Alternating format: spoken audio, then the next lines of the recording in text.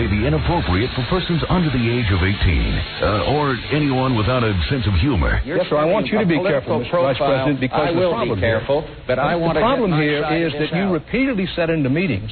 You said in a meeting in which Secretary Schultz, in the most forceful way, registered his objections. And then you said you never heard anybody register objections. If it was the most forceful way, I've heard George Schultz be very, very forceful. And if I were there and he was very, very forceful at that meeting, I would have remembered that. I don't remember that. Then how do you explain you can't remember it? The other people at the meeting say he was apoplectic. I wasn't there at that point. You weren't in the meeting? I'm not suggesting. I'm just saying I don't remember it.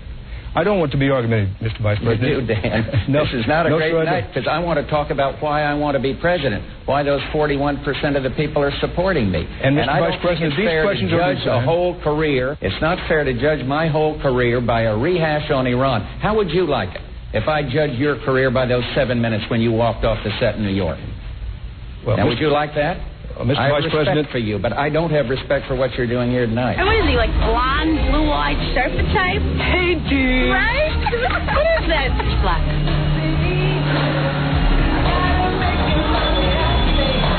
What's the matter? Black? What's your face? Hit it with a black foot? Yeah. If your father ever found out, I don't know. Yeah, well, it's not gonna. No, of course not. No. Of course not. No, not from us, you. I'm just saying, you know. That's for sure. Keep it quiet. I mean, you know, look at Gina. Gina who? She brought that guy into the neighborhood, that black guy. Look what they did to him. Talking about that Puerto Rican crackhead for? Well, whatever. I mean, she brought him into the neighborhood, and they killed the guy. You better be careful. I don't think she's stupid enough to bring him into the neighborhood, Denise. Well, whatever. I'm just saying, you know, our lips are sealed. Personally, I think it's pretty disgusting. Really? Yeah, I think it's gross. I mean, how could... Hey, me, myself, personally, I mean, I could never. But you're not sleeping with the guy. What do you care if she did it? I just think she's a beautiful girl. She can have any guy she wants. Why does she have to go with a moolie? I mean, Jesus Christ.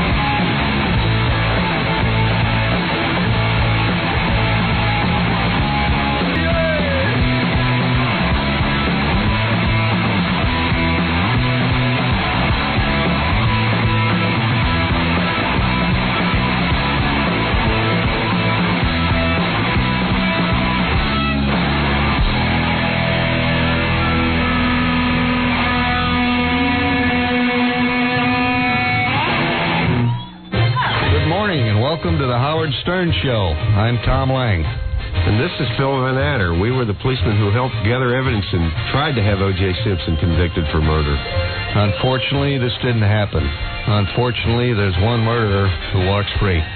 Right, Tom. But now let's get ready to listen to another murderer, Howard Stern. Howard Stern is a murderer, Phil? Of course, Tom. He murders the English language every day.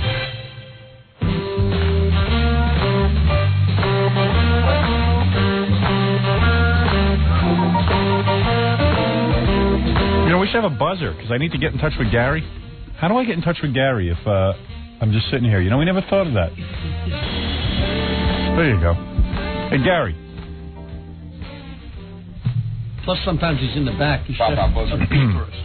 Baba Buzzer. I just realized I don't know how to get in touch with you other than getting up and Baba Booey walking over. If you want, I'll have something hooked up. Yeah, get a little buzzer. Okay. You know, because seriously, it's crazy. Okay. All right. I need you off the air. I don't need you on the air. We're going to go to commercials? Yeah. Maybe you can just rig him up electrically so he starts to vibrate when you need it. That's good. Let Robin wear that button now. Yeah, I saw you in People magazine. Yeah, I'm finished with publicity. There you go. My 4-year-old saw it and said, "Oh, my God, Robin is so beautiful. How did she get so beautiful?" How sweet. I said, "I don't know how she did it. It must be plastic surgery."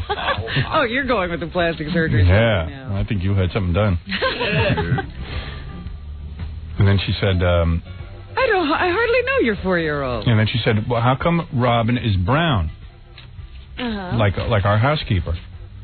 And I said, because people of the world are all different colors. And that's what makes it so beautiful. Oh, right. When do you plan to... And then I cursed out Tiger Woods for ruining golf, the one last white sport. That's what I said. Bob was probably thinking, that's the end of golf. Yeah, I was just like... I watched that yesterday. Did you watch that? Yeah. I didn't watch yesterday. I watched Saturday. Oh, my goodness. Saturday was a great day. Yeah, it was really amazing. I didn't see Saturday, but I certainly saw yesterday. That was amazing. Yeah, you know what? I saw enough Saturday. I turned it off on Sunday. You were depressed yesterday.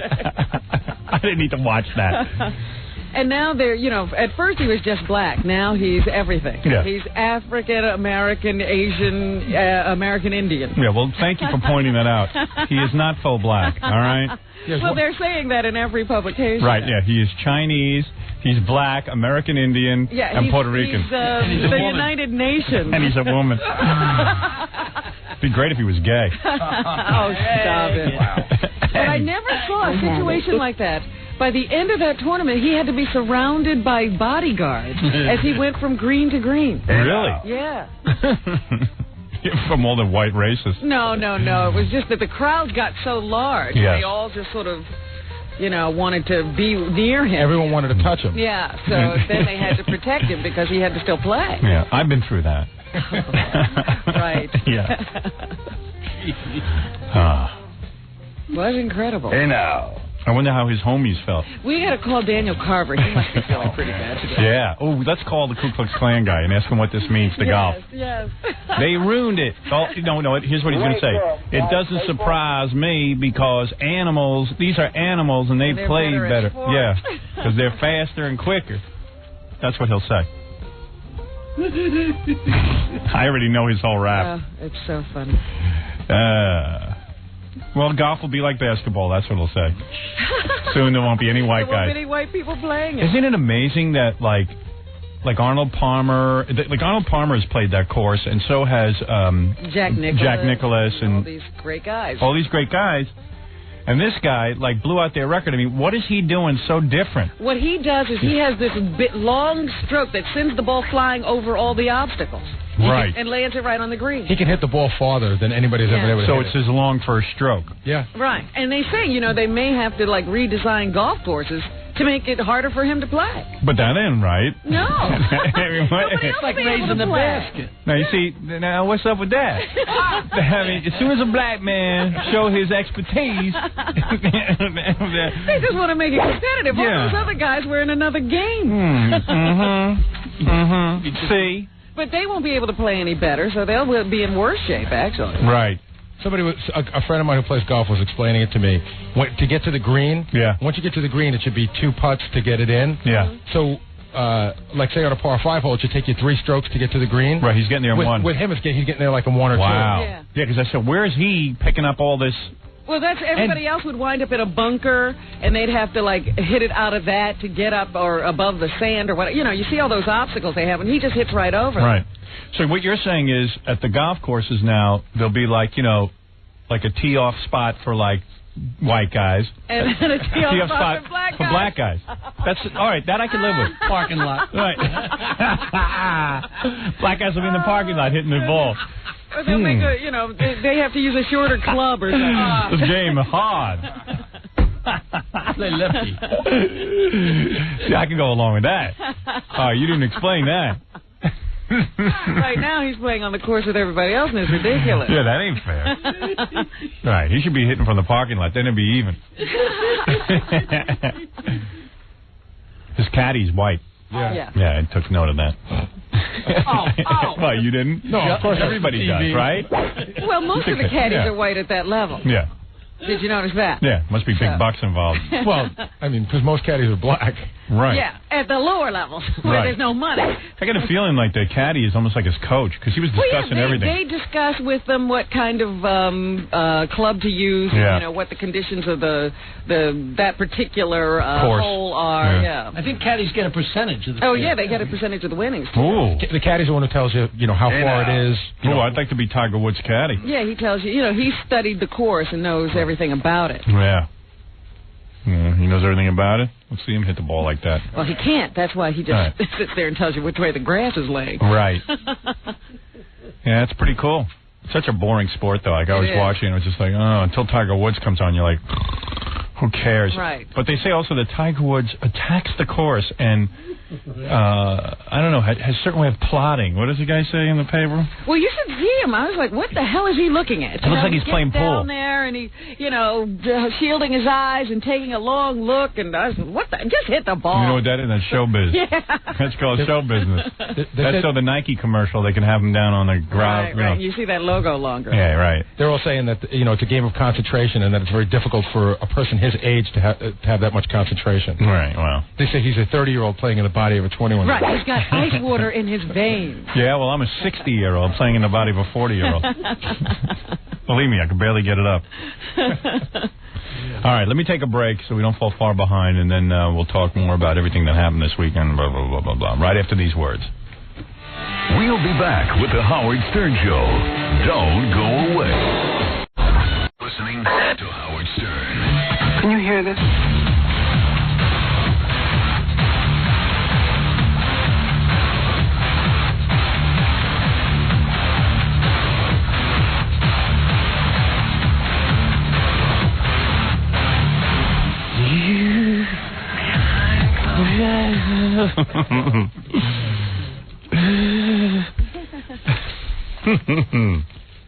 Like that sound, huh? Yeah, it's cool. I can sing like that myself.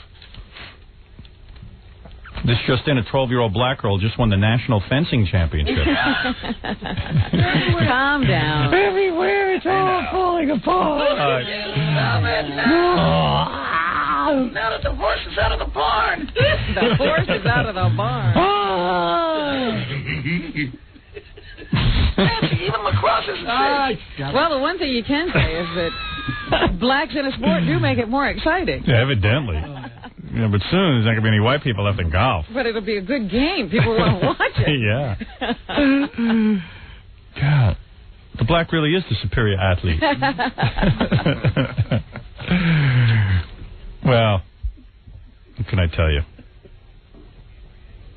Although he's technically not black, Robin, as you know. He's everything. As you have pointed out. He's all races.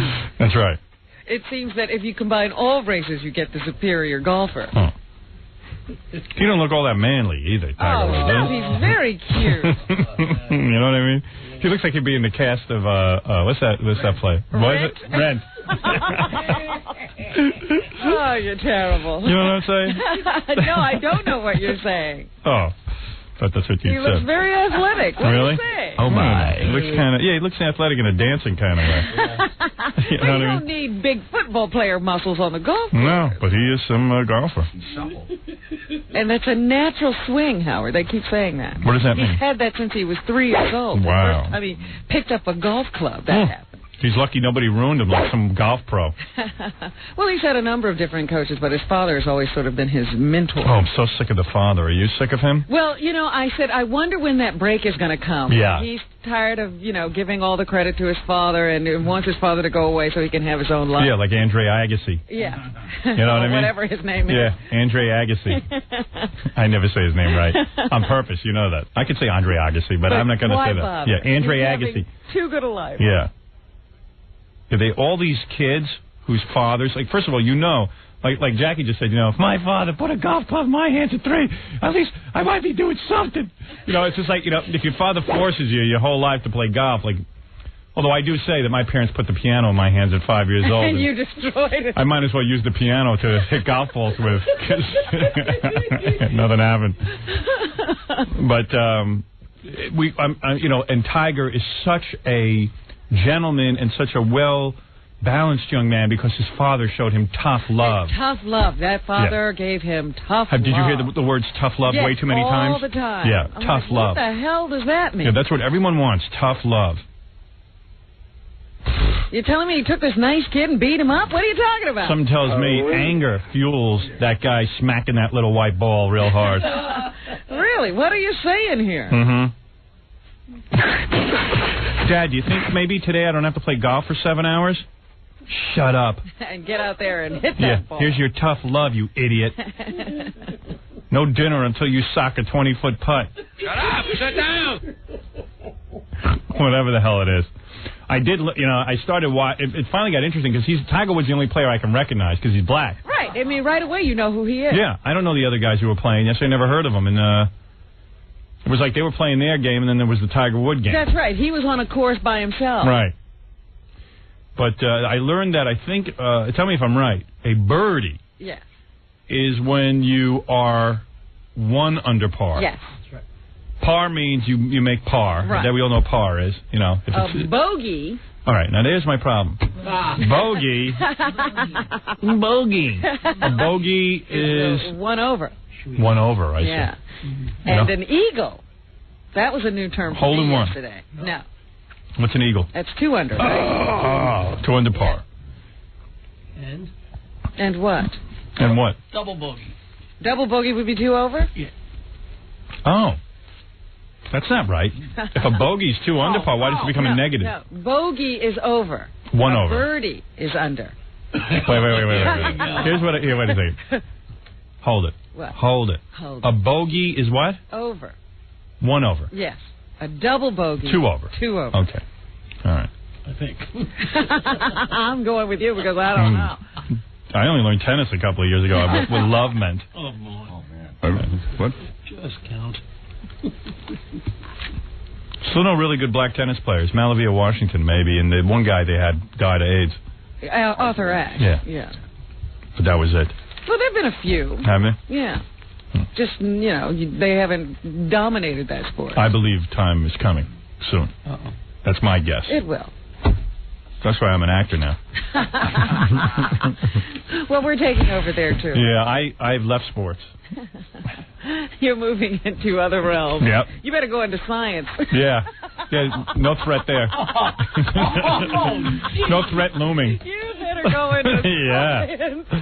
I'm developing a cure for AIDS. That's it. Although it was a black man who did discover the blood transfusions or something. Yeah, Dr. Drew. Dr. Drew Kevorkian. Get it with a peanut. Right. Did it without peanut. It's based on peanut oil. Oh, stop it. Yeah. The closest that I could think of was Jonas Salk had a black housekeeper. And then he trained her to assist him during the polio vaccine. Is that right? That's right. Very few people know that. What's so funny about that, Jack? Jackie likes everything. Everything. Jackie loves racial humor. Oh, my God. Oh, the races are blending. I think it's funny that one black guy wins the Masters and we get an hour out of it.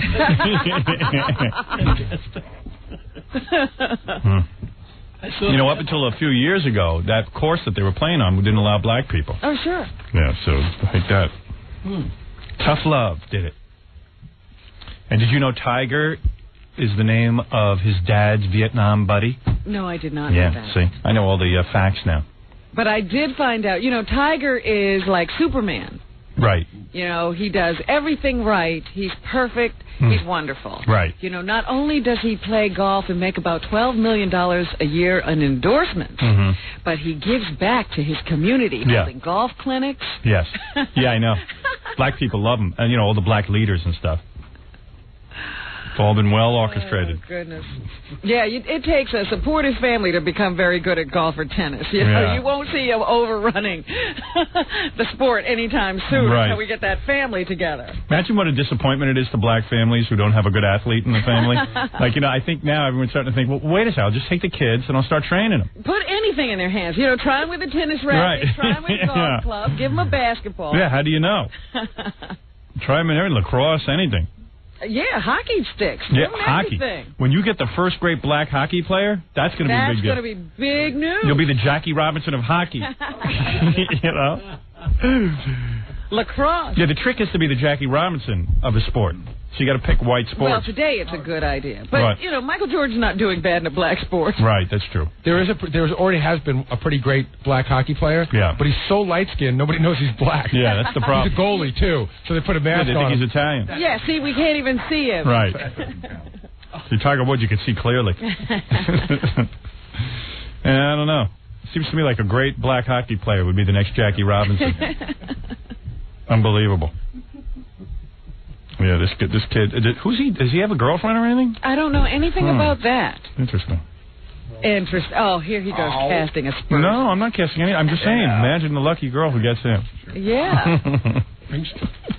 That's right. I'm sure prenuptial will be signed.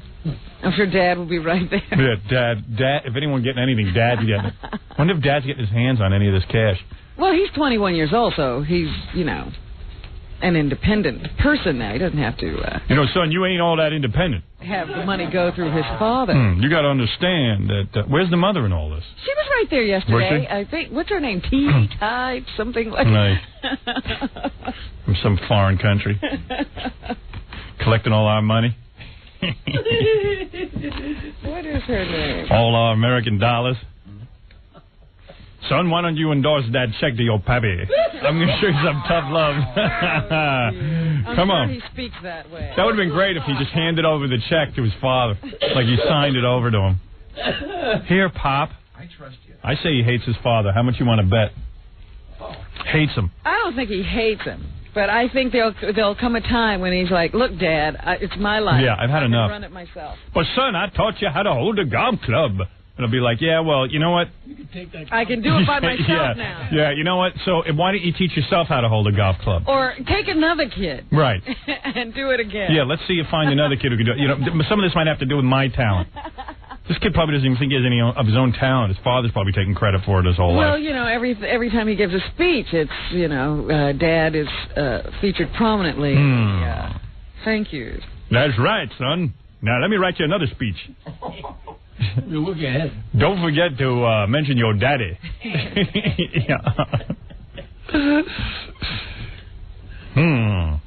Even your name is based on me and my history with my Vietnam buddy Tiger Schulman. Oh, God, Tiger Schulman. Yeah, the Jewish karate man.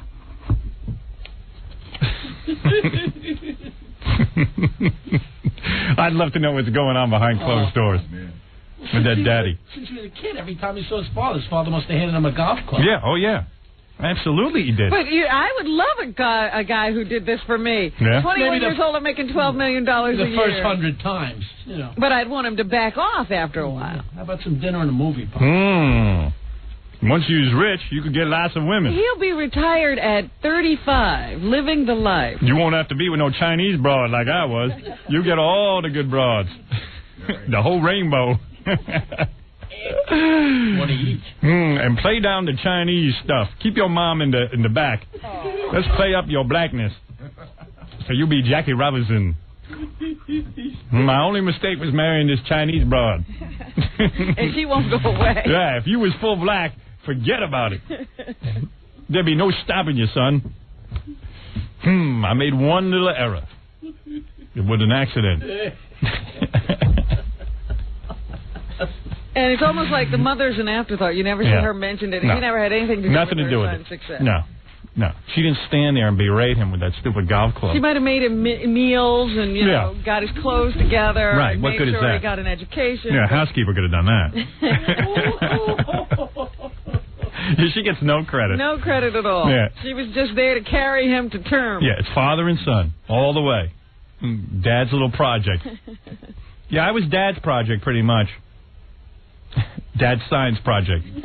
Turning this kid into a golf pro. Thank God he was good at it. Yeah, because it's when they're not so good that things get rough. Well, that's my point. I mean, we're looking. You're saying, hey, wouldn't it be great to have a father like this who got me $12 million a year? But the point is, think of all the fathers out there who are busy training their sons, and their sons suck at sports.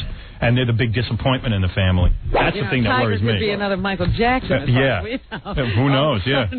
I got a nose job. like Agassi, Howard. Yeah. I was reading this article. He was the third one in the family. Right. His father had tried this with all the kids. And the daughter, she had actually gotten to like a major teenage tournament. And then she go mental or something? Well, what happened was she. I remember reading a Sports Illustrated that she vomited blood on the court, and then she never played again. Yep. That's the only way she could get out of it. Let your mama hold the golf bag. we gotta get you in shape, Tiger. Son, you gonna be rich. What? It had to be weird. Oh, of course. It's weird enough when you go to like Little League or something and see the father who's a little bit too into it. Right? Yeah. Yeah. That's just. Small time. Well, that's watching that movie Hoop Dreams. Yeah. You know, when the kid athlete, all of a sudden becomes the entire focus of the family. It's real bad. Because he's their way out of the ghetto. Yep. So this kid's no longer just playing a game. Yeah, that family's banking on The him. whole family's future is riding on everything he does. And then, of course, he breaks his ankle because he gets so nervous. Right. The whole thing Or becomes... he's burnt out at 18. Now, look, get back up there and win. God damn it. College Pros is here. But, Dad, I broke my ankle. I don't care. I don't care what you broke. Put some tape on it. Yeah, boy, you're looking at a big payday. Yeah. Now dunk. God damn it. Now dunk that ball. I'd get up and do it myself if I could.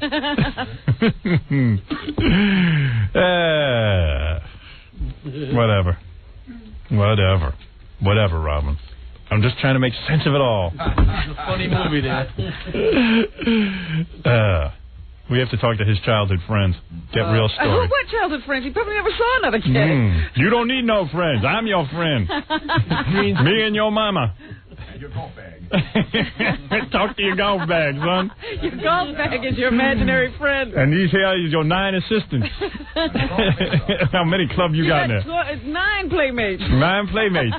Your 2-wood, your 3-wood, and whatever the hell they call this stuff. This is your friend Wedge. And here's Mr. Putter. You want to have a friend? Go talk to the greenskeeper. Let him analyze the grass for you. The ball wash is a lot of fun. Yeah. Go wash your balls, son. Yes, Jimmy, you're on the air. Yes, Howard, could you hear me? No. Yes. No, I can't. Hold on 1 second. Let me fix the bootleg. Hold on. Okay. The bootleg? Yeah. Hello? Hello. I can't hear him still. Let me fix the bootleg, Robin. Hello? Hello? 1 second, I'll have it fixed. Check 1, 2. Please say, just say hello a couple of times, please. Hello? We have a problem, Robin, now. What are we going to do? We can't take phone calls? It's the bootleg. I know there's a guy, Jimmy, there. Jimmy, if you can hear me, yes, please hold the line and keep saying, just say wampa wampa or something. Wampa wampa. And if you can, say it over and over again if you can hear me. Yeah, see if you can hear this. Listen. I don't hear a thing, Robin. Baba Booey, you're an hour late. Where were you, Baba Booey? Well, we don't hear him. Yeah. I can't hear him, but I know he must be a jerk. All right, what is it, Jimmy? Quickly. I was watching Saturday night, and De Niro and Joe Pesci were on. I just want to know what you thought of that. Do you think it's... I didn't see Saturday Night Live. I was watching my tapes of Deep Space Nine. That's what I did Saturday night. Really? Yeah, I didn't see... I only saw Norm's... part of Norm's Weekend Update. Oh, you said the F word. He did? Yeah, it's in the newspaper today. Really? I missed that part. Yeah, Norm said the F word. Is he out? Well, I don't think so. They're saying it was a slip-up. Yeah. He got upset with something that he read wrong, and he just went, what the F was that? You don't know it. You're supposed to say that. He did it intentionally. Probably got all carried away because De Niro and Pesci were there. Wanted to bring some attention to himself. Yeah, it's funny that De Niro and Pesci, you say, were on, because they're on my mind because I got that DVD player hooked up in my house, and I was watching... Goodfellas? Goodfellas. Wow. I was watching it with my daughter. We had a great time watching that. So what do you think of DVD? Is it Yeah, it's great? great. It's great. It's great. It's great. Did you flick the thing and have him talk in different languages? No, I don't want to do that. Hysterical. I don't want to do that. I don't want to do that. I turned off the subtitles. Oh. I don't want that. That was great. All of a sudden they're talking Spanish. I couldn't get Goodfellas to go widescreen. It only is in... You have to flip it. No, I did. But that's a two-sided CD. In other words, that's a... Yes. It has something on both sides. And I had to flip the CD even to see the second side. No, you're kidding. No, just for Goodfellas, not the other one. Oh, because it's so long, maybe. Yeah. Oh, I didn't realize that because I only saw... I was just testing it. I didn't get to watch a whole movie, so I watched the beginning of Twister and just to hear... Yeah, it's good. The surround sound. It's great. And I watched a little bit of Mask. So. Yeah, I loved it. I had a good time with it. I was turning the kid on to Goodfellas. Telling her we know... and the picture quality is just incredible. Telling her we know Henry Hill. Did you see Sammy the Bull Gravano in the paper today? Yeah. He's written a book, got a little plastic surgery. He's got he's balls. not even in the witness protection program. I Come know. get me. He had his face changed so he wouldn't be recognized, and then he just said, hey, screw it, I'll show everybody my goddamn then face. he gets his picture taken and puts it in the newspaper. Puts it on the cover of his book. And he says, hey, man, let him come and get me. Says, yeah, if the mafia finds me, I'll be in a box. But I don't care. Wow, that takes balls. Yeah, he's a man's man, I How guess. could he not be dead yet? What happened with the mob? I don't think... He says, according to Sammy the Bull, John Gotti ruined the mob. He didn't. And John Gotti got most of them put in jail. See, I resent that. Because Sammy's a rat. And I don't understand how, in a modern-day mob, a rat doesn't get whacked. Well, he was a very powerful man in the mob, Yeah. and I guess one of the smarter guys. Yeah. And he's sort of claiming that all the really smart guys are now in jail. So he's safe. Except for him. Right. He's not worried about the chumps that they left out. Because he says John Gotti is like a master swindler, but he says, I outmastered him. He said he's a... But you don't say stuff like that and not get whacked. Really, I know. I mean, I don't get what's going on. Yeah, it's changed. I don't even know how Henry gets to live. I don't get how all these guys get to But live. Henry's still running around in the witness protection program, isn't he? Yeah. But, you know, Henry goes on TV, and Sammy the Bull says he don't like these guys, these ex-mafia guys who come out in disguises on TV. He said he saw one guy wearing a fake beard and a big wig and everything. He goes, I'm not going to demean myself like that. I'm going to just show my face. Right. He's a proud murderer. He says John's a double-crosser, and he's a master double-crosser. that's the quote. What he said. I didn't commit to memory all the quotes of Sammy the Bull Gravano. Better. I don't know. It's like this Sammy the Bull's like, yeah, yeah, yeah, yeah, yeah. Everybody will whack him. Well, see, that's why I don't understand why you're so afraid to say anything about John Gotti. I don't say Obviously, anything. They can't do anything. You can say whatever you want. I ain't saying nothing. They're done. It's over. Me, they'll whack. Sammy says they ruined the mob. Well, I don't know about that. And he says, he's not a bad guy just because he killed 19 people. He says, we only kill ourselves. We don't mess with the regular public. Right. Well, there you go. I bet they're still taking numbers. What does that mean? I don't know. You know, the lottery, the illegal numbers. You bet it. All right. Whatever. Yeah, okay. He's gone. That guy's gone. Did he have anything to contribute? He just wanted to say that De Niro and Pesci were on Saturday Night Live. Police. I got to take a break. We'll be back right after these words. You're listening to the Howard Stern Show. Stay right there. You're listening to the Howard Stern Show. For our last exercise, let's kick out the king. The Howard Stern Show.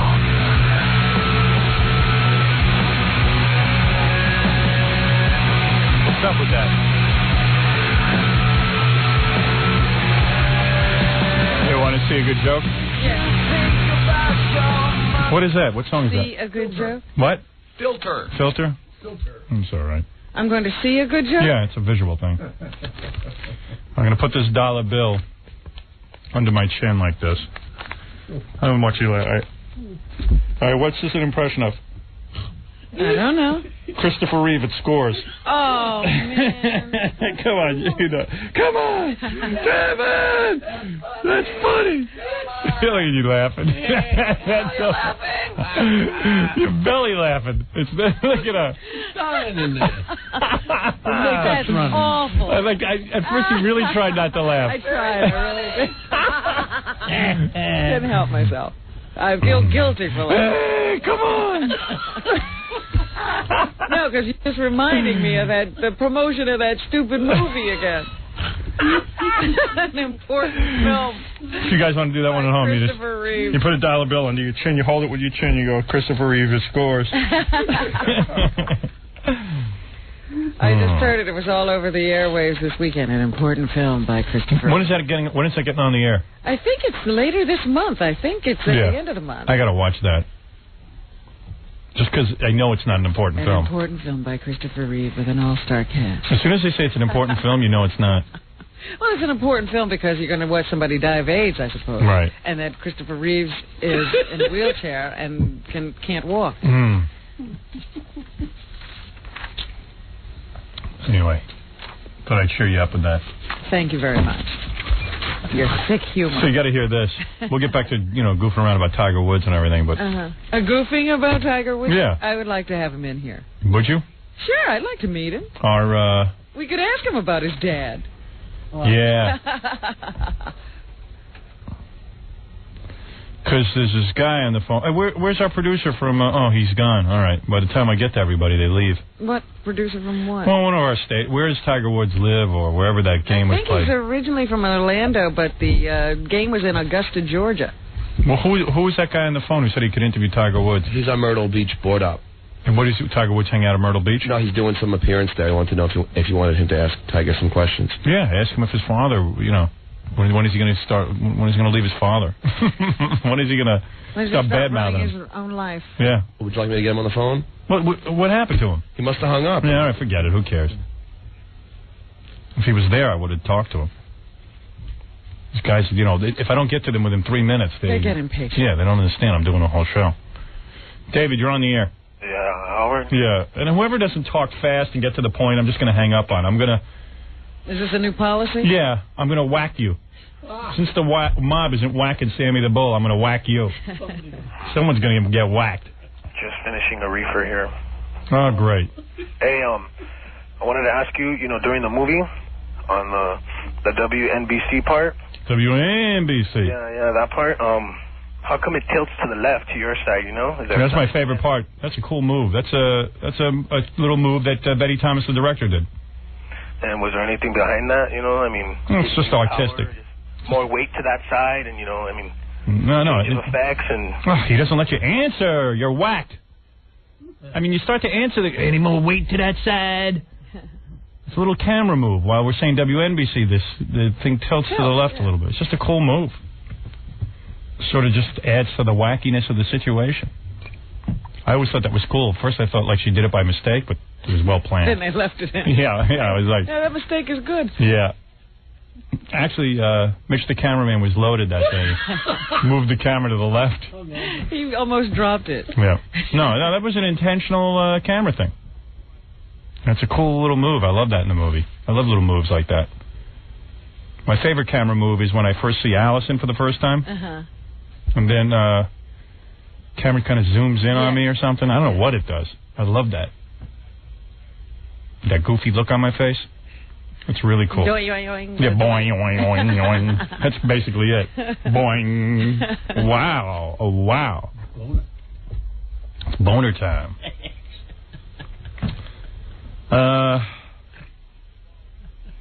You got to hear this. What? So Chauncey Hayden... Of Stepping Out? Yeah, interviewed Ricky Schroeder. The kid actor who's all grown up now. Yeah, who insists on being called Rick. Rick Schroeder, yes. Yeah, anybody remember Ricky Schroeder? He had his own TV show. Yeah, so they asked him, so Chauncey asked him about me, and he started bad-mouthing my acting. Listen, I don't even think he saw the movie. Yeah, listen to this. This is how much I'm hated. Ricky Schroeder? Yeah, Ricky Schroeder, who is... You ever see him in Lonesome Dove? Yes. He looks like a little kid in a cowboy outfit. I don't even think Ricky Schroeder's an actor, is he? Would you call him an actor? He's a kid.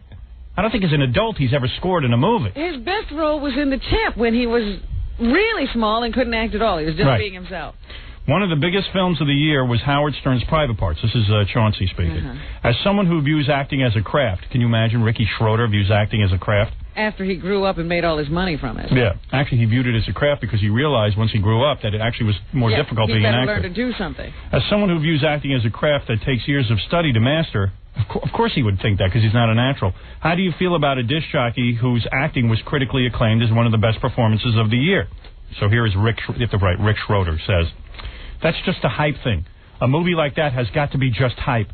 It's certainly not the quality of his acting. As far as I'm concerned, it was just a lot of hype that got him all the attention. I don't know if he deserves the attention or not, but one thing I do know is that Howard Stern is certainly not an actor.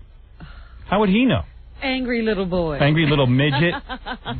It kills these kids that I can act. Well, dude, a douchebag, you don't get reviews like I got because of hype. You stupid little putz. How can you hype critics into giving you a good review? Yeah. Go find a girlfriend. Rick Schroeder. Oh, is he married? Kid, yeah, that caught me by surprise. Not the most masculine-looking human being. But he's pretty funny. Every once in a while on HBO or Showtime or one of those channels, they run this old TV movie he did where he plays like he's in a family with a single mom and he has a brother. Yeah. And he's like the bad brother, and then his good brother is the track star and all this stuff, and he's the one that's always getting into trouble. Well, the the good brother is played by Brad Pitt. So he has that to think about. Right. That he used to be a star, and Brad Pitt used to have to ask him for work. Yeah. And now Brad Pitt wouldn't look at him. His direction. Well, Rick, no offense. You haven't exactly lit the acting world on fire. No. Howard Stern couldn't be an actor. The only reason you get work anytime now is because you used to be a kid star and people want to use your name. Yeah. But you suck as an adult. Nobody wants to see you. Yeah. All right, here's Daniel Carver. I got him on the line. This is the guy, he's not the head of the Ku Klux Klan, but... I don't even know if he's in the Ku Klux Klan. Oh, he is. But he claims to be. Daniel. How you doing? Oh, pretty good. You're in the Ku Klux Klan. Yeah, I am. Yeah, I don't know. I always hear these disputes about whether he is or isn't. Not that it makes that much of a difference. He had to leave for a while. He's a racist whether he's in or out. I'm proud of it. Right, Daniel? Yeah, I'm a racist, and I'm a bigot, and I'm proud of it. I'm not going to argue with you. Aren't there, didn't you have to leave the Ku Klux Klan for a while, or at least technically say you were leaving? Didn't you get in trouble or something? No, the organization that I was in had to disband because of a lawsuit between the Klan and Morris Dees. All right, that's what it was. Remember? It's all too complicated. Remember the Klan? It was overrunning the niggers out of Forsyth County when Jose carried the 20,000 niggers to come in Georgia. It made national news. But I was sued for that deal, and the organization I was in lost and had to disband as a settlement. Remember the Ku Klux Klan got sued and they had to give up building and everything? Do you remember that in the news? No, I'm really not. I don't care about the Ku Klux Klan. No, it was a big story. Well, we don't care about niggers. Yes, you do. You're constantly consumed with us. Well, we care. We want to get rid of you. Yeah, you think about me all the time, you slave man. Trying to figure a way to get you back in your own. Well, then I'm always on your mind. I don't care how. In a way, you got to be thankful for black people, Daniel, because it gives you something to do. You guys wouldn't be together, and you wouldn't have met all your friends if you didn't have black people. I wouldn't have those cool outfits. Right. Daniel's in a pretty good mood today. I don't think he can destroy. He must be happy with Tiger Woods' win. Daniel, now what do you think about this Tiger Woods thing? Tiger Woods, that nigger playing golf. Oh my goodness! Well, what are you? Well, just as in all sports, niggers and humans shouldn't compete in the same sport. It's not fair. That's right, because the niggers always win, don't they? Well, a horse wins the Kentucky Derby every year. So I had a feeling you'd say that. Yeah, you don't see niggers running down there trying to enter that. You don't see no niggers on the dog track trying to outrun a dog. It's very logical. Oh, my goodness. So, in other words, you're not bothered by Tiger Woods. But it's not fair for humans and niggers to compete in the same sport. Well, don't you think that it's unfair that black people aren't allowed to golf on certain golf courses while white people are allowed to? I mean, even you must see the injustice in that, right? No, he doesn't. What's wrong with you? Yeah, it's fair. It would be fair if you'd send all niggers back to their own homeland. I see. Well, where they could live in peace with their own kind. So the Tiger Woods thing hasn't affected you at all? No. Are you going to be doing one of your phone messages on that? I probably will. That'll probably be the topic this week. Yeah. Well, what else is the Ku Klux Klan up to these days besides Tiger Woods? We're getting ready to have a big rally down in Jacksonville, Florida. Now, what is the purpose of this? Well, it'll be sponsored by the NAAWP with David Duke running it, and we're expecting a big crowd down there. I see. And you will come out against what? Why is the rally being held? No, they're for. You're for stuff. We're for white people living in peace without the high crime rate and poverty that niggers bring in. Now, let's just make sure everybody understands who a white person is, because there was some confusion about this. Now, I'm white and you white, even though in your movie there, I heard your mama tell you was a nigger. You ain't no nigger, you white. He's Jewish, a lot of white people think you're nigger. Half Jewish. And what about the half Jewish part of him? Huh? What about the half Jew? Well, his mama said he was half nigger, so I don't know if he's half Jew or not. She probably lied about that too. Well, yeah, she might have lied about that. She could be lying. Yeah, I think she was lying about that. Well, you know she was lying when she told you was a nigger. How come? Shook me up. Yeah. Anyway, Daniel, but the point is my mother was trying to say that, listen, we shouldn't make fun of black people, that all people should be Well, respected. that's a lesson you didn't learn, though, ain't you? Now, did you like the movie? Did you actually see it? Yeah, I wouldn't say it. No, did you have a good time? Yeah, I carried my wife, and we enjoyed it. Oh, good. Well, that's good to know. There's another endorsement. Well, why not? You know, what wasn't no niggers in there when we went. It was all white people. Must just be white people going to see your movie. Well, I don't know. I believe that probably around where you live, black people are afraid to go see the movie. Yeah, right, because you're in there in the dark. Yeah.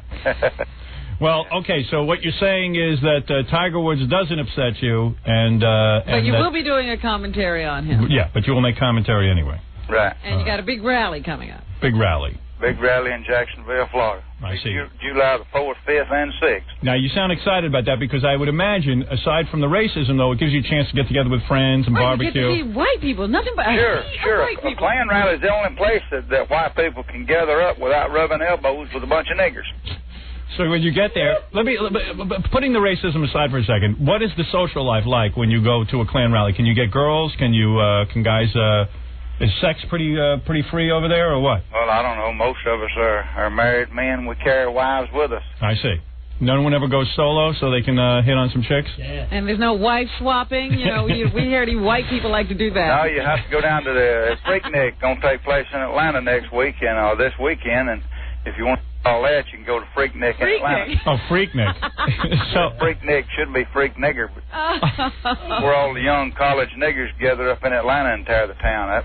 So, but you got to admit that black people aren't the only ones who enjoy sex. I mean, white people are into some pretty kinky sex. Seem to be indulging in it, yeah, too, exactly. That you'll admit. So you go to these rallies, and what is it? Everybody brings their outfit, their Klan outfit. Sure. And the women are there, and what is it? Picnicking and what goes play on? Horseshoes? What do you? Yeah, I mean there must be activities that are planned. Well, yeah, there's a lot of speaking, socializing, people that hadn't seen each other for a while. Right. People get together from all over the country. Is there music? Yeah, sometimes there's music. We play the nigger songs, you know. You actually play you play songs about how you hate black people. Yeah, you remember those songs. Yeah, you know, move them niggers north. You know, we don't want niggers in school. All our favorite songs. I see. All our favorite songs. It's like Casey Kasem's top 10. Yeah, top racist 10. So you actually do play racist music at the rally. Oh, no, yeah. But you would never listen to a black recording artist or any of the. You would listen to some country tunes, probably, right? Right. Country music. Do people do dance? you have little classes for young white children to turn them into good racists? Well, it rubs off on them. Most of them are exposed to it on a daily basis. I don't think they don't have to learn. They don't need formal education. They're pretty well educated at this point. So, in other words, you have a couple of speeches, and then at night, what is the activity? Well, we usually have a cross lighting where we road plans and gather around, light the cross. We light the cross to signify that Jesus Christ is the light of the world, and that His light destroys darkness. Well, that's a nice thought. Yes, it's a religious ceremony. Yes. We don't burn in niggers' yards anymore. That's a thing of the past. Right. So you'll burn if that's happening, that's not the Klan. Right. If there are crosses being burned in black people's homes, that's not the Klan doing it. It's probably some hooligans. Most of the time when a cross is burned in a nigger's yard, it's another nigger doing it, just trying to get publicity. Just like these nigger churches being burned down. Most of them are other niggers doing it. I see. And it just had one last week in Atlanta, Georgia, burnt down, and the nigger pastor blamed other niggers for doing it. All right. Well, this is certainly educational, Daniel. Always. Thank you for speaking with us this morning. Okay, it's always a pleasure. All right. You up to any business, or are you selling anything today? Yeah, I got T-shirts. Same thing I've always had. I got plenty of T-shirts. New products? No new products? I got a good selling T-shirt. Says affirmative action. Got a little cartoon Klansman there wetting on a nigger. That's a pretty good selling shirt. Wait a second. It's a T-shirt of a Klansman beating up a black person? No. You know, you've seen the... Oh, urinating on a black person? Yeah, just like the... Now, where would one wear this? I mean, wouldn't you get your ass kicked wearing that? Where would you wear that? Oh, you wear it anywhere. Really? Around the house. Do you wear that? niggers wouldn't see it anyway unless some white person pointed it out to them. Well, why do you say that? I mean, a black person wouldn't notice it? Well, yeah, right. Do you wear yours out in the community? Yeah, and you never have any trouble with niggers unless some white person's there to read it for them. Oh, I see. All right. Well, okay. Well, thanks, Daniel. Thank you for sharing with us. Okay. All right. Take care. All right. All right. Bye-bye. There he is, Daniel Carver, one of the big guys in the... See you at the movies. Getting a thumbs up on the movie. Yeah. Notice that one part of the movie zeroed in on. My mother told me I was half black. And she's consumed. Oh, it's black people. Imagine that. No one has ever really zeroed in on that as being their favorite scene. It's such a quick scene. Yeah. But Daniel, that was the most significant scene in the movie to him. He's amazing. He's the real deal. He is the Tiger Woods of racists. He's 24 hours a day, Yeah. even in his sleep. Yeah. Wake up, white He is the greatest racist that ever lived. He hates in his sleep. He hates in his sleep. I mean, have you ever seen a guy like, hey, how'd you like the movie? Well, you know that scene where your mother told you was a nigger? Yeah. Your mother lied to you. Your mother lied to you. It's like you wouldn't know. You're no nigger.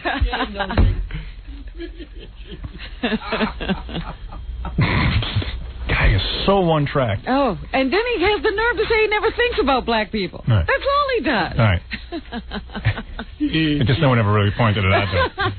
I don't think about them. What do you mean? You talk about them 24 hours a day. Well, that's true. Maybe you got a point. Well, listen. What are you going to do? That was pretty funny. Yeah, that's pretty good. Niggers and humans shouldn't compete in the same sport. I told you you'd say that.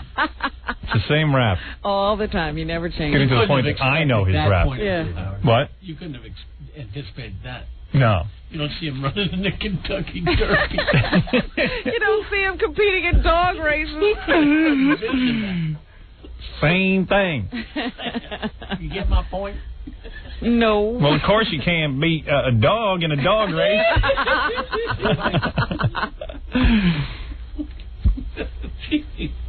No, I was trying to point out to him that golf was considered a different kind of sport, like the white man's, like the but upper all crust. of these sports were white sports. That's right. And they were so-called human sports. So Right. why would an animal be so good at playing them? You don't see horses playing baseball. Well, you didn't bring that up. What, Mr. Ed? Remember where Mr. Ed played baseball, slid into home plate? He was good. Right. I got to take a break, Rob, and we'll come right back. It was exhausting. We'll be back right after these words. We'll return to the Howard Stern Show after these messages. You're listening to the Kaiser of Radio. Excellent. Howard Stern. Ooh, that was fancy. Yeah, baby. Jackie Penthouse, Joe Page, Marlin. Sergeant Pecker and the Joke Man are both 78 minutes of nonstop filthy jokes, only $12 plus $4 shipping and handling. Okay. CD or cassette, buy two, get one free. Call 1-800-323-KING. Saturday night, May 17th, 2 shows at Historic Club in Sayreville, New Jersey. For information on brand new jokes, visit JackieJokeman.com. If you notice, the Jackie the Joke Man live appearances are becoming more and more infrequent. Yes. And to catch him live is very difficult. It's rare. It's rare. Yeah. What? Creating a need. Right. Desire to see me. Creating a desire to see me. Is he going on tour this summer or something? Yeah. I'm getting like Streisand. We'll only do comedy in their backyard for a few friends. Right. By charging more, I can make less appearances, therefore creating demand. I'm not just charging more because I want to make more money. And I'm getting insecure about telling jokes in public. Right. I have a phobia. All right, congratulations, Jackie. Big announcement coming up. Big announcement coming up. As soon as I have something. All right, well, we won't hold our breath. Yeah, big announcement. Yeah, Nancy's flushing the toilet now. Bullwinder. Ixnay, she didn't like that. Really? No. She didn't want you telling that story? I can't stop thinking about it. I don't want to think about His it. wife wants to save water at the house, so she'll make a duty in the bowl, and then if he's going right after. yeah, so he can see it. He won't flush. She'll. I mean, that's foul. Yeah. I mean, that is really foul. That has got to stink. Oh, yeah. Oh, yeah. Is she insane? She's nuts. Talk about a way to turn a guy off. But she does flush if you're not going to follow her. Unless she forgets, yeah. If I see even a remnant of my wife's duty, crap on it. Yes. And like I call her ass right in, I go, what's that? Young lady, what is that? Because that's not from me. I don't know what that is. I go, yeah, it came from me. I come out of the front. It's not from me. Yeah. I don't know what that is. Wah. So, Jesus, I know what. Yeah. Pendulum. Yeah. That's horrible. I want separate everything. Separate homes. Separate everything. Separate states. Yeah. Togetherness is so beautiful. Well, sometimes I'll even think they hasn't flushed all the way down. Sometimes there's a little backwash. Please. What? A little backwash. Yeah. Something doesn't quite make it down the... It's something. Mystery something. Oh, you never do anything like that. No, I don't. I'm very tidy. You got a double flush. It's not a situation You know what I do? where they're not tidy. What can they do? Are they supposed to stand there and watch everything go down? Well, I'll tell you what I do.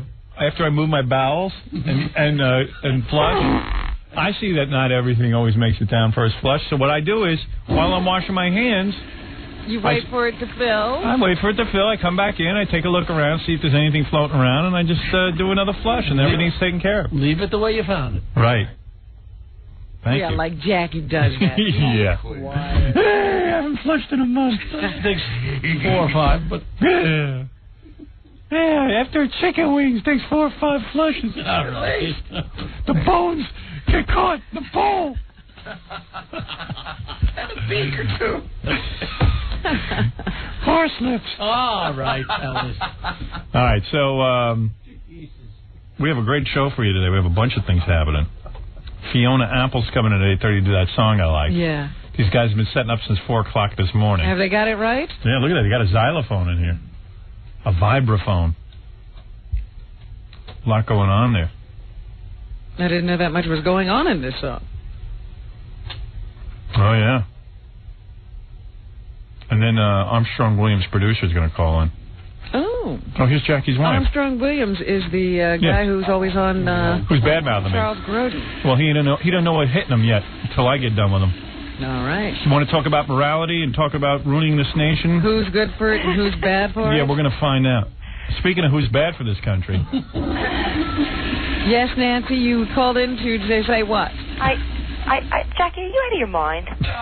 Do you move your bowels and then not flush? I just want to dispel the myth before it becomes... Legend. Yeah. It's too late, I've never done that in my life. Why do you say that, Jack? Oh, stop. I have never left... Why are you lying? What? Jackie wouldn't make that up. How could he make that up? You're saying, I believe... I am very, very... I conserve everything, and I recycle everything. Yeah. Like when I was... But not that. Like in college, I had a friend who... We had 5 guys in one room. It was some dormitory. 5 guys in one room. Yeah, exactly. One of the guys was saying that when we pee, we shouldn't always flush because we could save water. And I said, you know what? I don't care. Well, that's why I was asking Jackie, does she leave other things? Because when you try into water conservation, most people say, you shouldn't flush every time you just urinate. Seriously, if you move your bowels, I mean, just as a woman and as someone who has to be a sex object to a guy, and I find you very attractive, you know that. I have never left a bowel movement in the toilet, Howard. Really? Yes. Jackie, then why are you saying that? Why would you say that, Jack? Nancy. Come on, Nancy. Sure. What? Plants grow. A small ecosystem. I'm a funny guy, but I don't look at a toilet bowl full of just clear water and say, gee, I got an idea for a bit. Right. Nancy, could be honest. What? I'm trying to figure out where Jackie's not lying. I'm trying to figure out where he's coming You've said to him, hey, you're going right after me, so I'm not going to flush. Usually what happens is he's going, and I say don't flush because I'm going right after him. Yeah, but sometimes you move your bowels, and... It's not true. It's not true. Go ahead, Jack. You can just, Okay. Keep You're right. making up stories. All right, you're right. You're right, honey. All right. All right. Thank you. Sorry. Nancy, come on. Jackie. It's stop. happened. Just stop. It has happened. Let's not start Come talking clean. about toilet habits, all right? She's still upset about the What? the last toilet bowl. The log story? The log, the Well, the there is no story. truth to that story either. Isn't it true? But that one I'm sort of proud of. She moved her Chop Rich it up. Jenny, He's very famous Rich comedian Jenny the now. comedian. It's how I stay thin, Howard. His favorite story from the 70s. All right, honey. Thank you. Thanks. Span the bowl. Because she's embarrassed. Did I he- believe Jackie 100%. I don't see how you could make that up. Exactly. So much more fun to believe me. Right. Yeah, I wouldn't, you know. Of course not. Well, why would you make that Why up? would you make it up? The guy knows when he's peeing. There's something in the bowl. If it's yellow, let it mellow. All right. If it's brown, let get down. Let it stick around. No. If it's brown, let it get down. Let it go down. I knew we screwed that up. Richard, you're on the air. Okay, I got a question. I wonder why you brag about having such a small penis. I don't brag about it. I'm Yes, you honest. do. Okay, You not brag. brag, but Why like. would I be proud of that? Yeah, why would you be proud? Well, I'm in my sexually on one night was it she gave me sex. I think it was Saturday night, Friday night, I forget. Yeah. I think it was. Let's see. Now Saturday night I masturbated. It was Friday night I had sex. All right. So she says to me, yeah, I'm standing above her, you know, getting her into it. And I went, oh. No. Oh, boy. Yeah. So I was just like, God damn you. I'm so sick of this. Small testicles is good. I don't know. What happens is I actually don't, and I try to explain this to her. 'Cause she's seen it. When I'm relaxed, I explain it to her. Everything gets pulled tight. But there are guys who are having sack lifts because they don't out testicles. Yeah, well, I have those. I just when I'm during sex, I don't. Really, it tightens up that much. Yeah. But why, like on the radio, do you make a lot of references to it and joke about it? I mean, Because I'm honest. I know, but like you. Because that's the point of the show. Right. I mean, why hold back? Yeah, I guess so. I always thought it would be interesting to be forthcoming. But I don't see why you wouldn't show it to people if it's true. Because I'm embarrassed. No. You talk about it. Now everybody knows it. Why couldn't you show it? Same reason you don't show us your breasts right now. Yeah, let's go. I don't talk about my breasts. You yes, do. you do. You do. You're the one who's bragging how you had them chopped up like no, Frankenstein. I hardly ever say anything about my breasts. Whatever. You do. So I don't have to show them. You should show yours. But you always talk about your penis. Yeah. Well, you can do what you want. I'm doing what I want. And so there's no reason not to show it. We all know it's small. You're right. Of course. Let me show it to you right now. Yeah, please. Yeah, you're absolutely Why right. don't you? Why didn't I ever think Stand incredible up logic and like that? let it fly. Yeah. Let it shine. Let it shine. Jimmy, you're on the air. Hey, Howard. Shine. Jimmy, you're on the air. Good morning, Howard. Yeah. Good morning, Robin. Oh, good morning. All right, please, with the good morning. What are you, running for president? It's always nice to follow the lovely... Oh, this is the guy who is our board operator in Myrtle Beach. Oh, okay. So you can ask Tiger Woods some questions?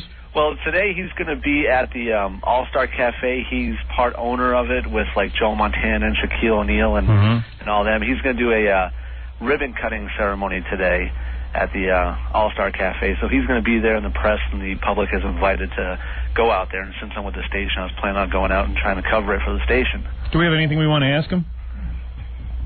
I don't really know. Anybody got any ideas? I don't want to ask him anything. Try to think of something that's not going to get me fired. Oh, well, then forget about it. Well, yeah, I mean, I don't know. Ask him who he dates. Does he date white women?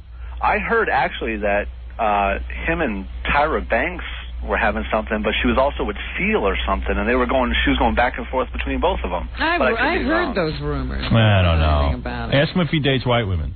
Okay. White women's. Women? Ask him, do you date white women? Put an S at the end of women. She like big breasts. No, that's not funny. What is his race? Since everybody's, giving him... Yeah, he's not Jackie Robinson. He's Chinese. Find out what his race is. Yeah. What is your race? What is your race? Okay. Ask him if he.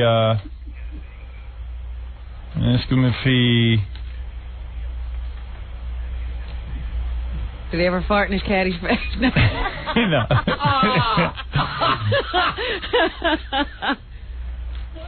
Ask him if he ever slept with a guy.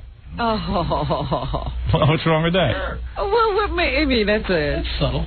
Yeah. Where did that come from? You know, first ask him who his hero is. Something nice. He's going to say his father.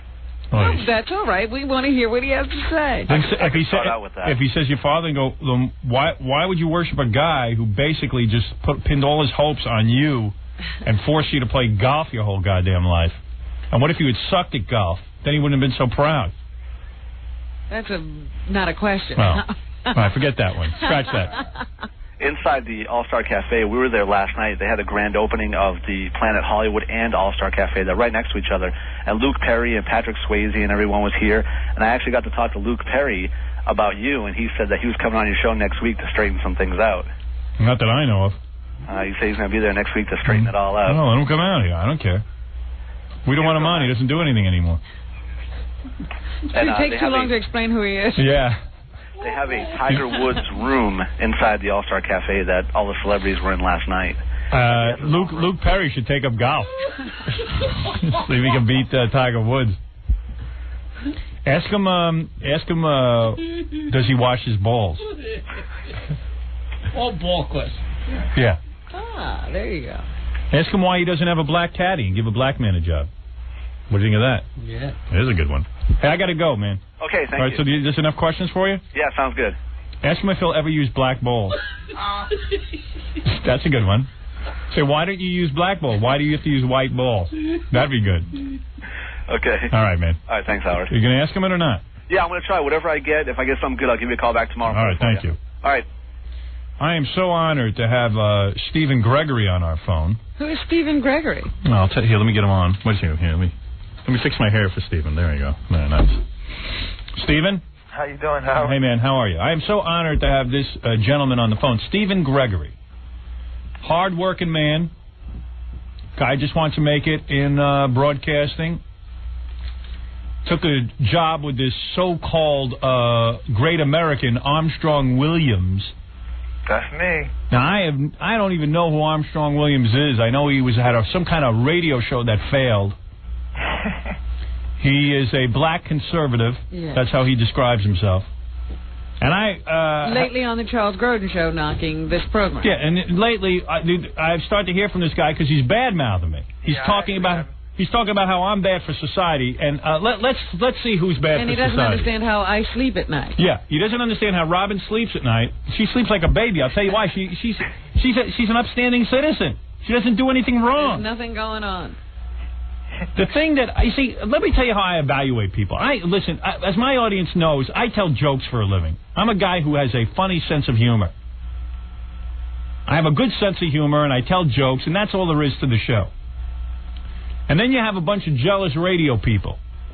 One of those being Armstrong Williams, who up until a couple of months ago was in radio for a few short moments. He thought he was going to light the world on fire. But he found out you got to have something on the ball to be on the radio. Here's a young man. He's trying to make it in broadcasting. He decides to become Armstrong Williams' producer. Would that be correct? You're Armstrong Williams' producer? Well, I'm his ex-producer. I was his producer. Yes, right. I was. He's a young guy. He's a graduate of Howard University, fine college. And how did you come to have that job? Well, actually, I was a personal trainer here in D.C., and Armstrong hired me as his personal trainer. Initially, and then he asked me to volunteer on the show, and since I've always wanted to get into radio, I did so with enthusiasm, actually. How old are you, may I ask? I'm 28. 28 years old, young guy starting out. So he's doing this personal training, and he's helping this guy. Offers him an opportunity. Yeah. Now let's make a point right up front. You're a heterosexual man, right? Yes, sir. You enjoy 100%. women. You enjoy sex with women. 100%. All right. Now the plot thickens. So let me play a piece of tape of this so-called upstanding citizen who's worried about youth and worried about this country. All right.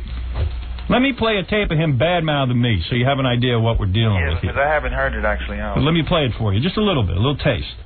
Armstrong Williams, have you ever seen anything? This is the hypocrite Charles Grodin who's sitting and bad-mouthing me. He's got a guy here who's up on charges from this guy. Charles Grodin doesn't care what other people have done. No. See, Howard, you gotta understand, it's like a big boys club thing going on. Right. I mean, actually, there was a radio host who started discussing my case before I even filed suit, and he already took Armstrong's side, saying it's too easy to attack a guy who's preaching family values. So I believe him. I believe Armstrong. I just talked to him, and I got to tell you, the guy's trustworthy. He's preaching family values like Justice Thomas.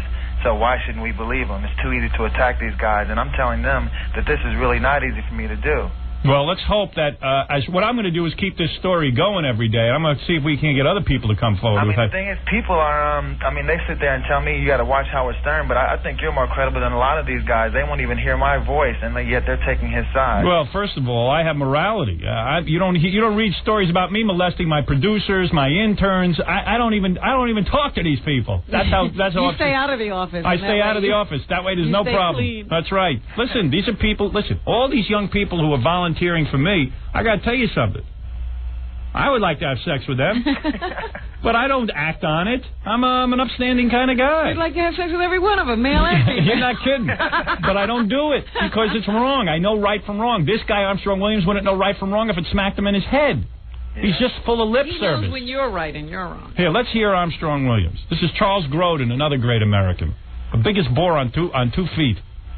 Like this, or what do you think the effect of Howard Stern is? It's devastating, Charles. Obviously, Ellen did not hear your intro, your monologue. And it's sad, and it's sad that he has millions of Americans who eat it up, who glorify it, who magnify him and make him feel as though he's the best thing since sliced bread. And, sometimes I even wonder about Robin Quiver's role in all of this. I tell you, it's quite scary. And you know what? He's getting away with it. There are people out there who hunger for it. He's actually catering to something where there's a serious void in this culture. Howard Stern is seizing on the moment, and Curtis is right. He's paying back everybody who rejected him, who closed doors in his face, who shut the door on him, and he's saying, in your face. And boy, he was number one with his movie last weekend. He was number one with the soundtrack to the movie, and I just tell you, it's frightening, especially because it's not people like you and I who we should be concerned about it, but it's those who really believe that their values are defined by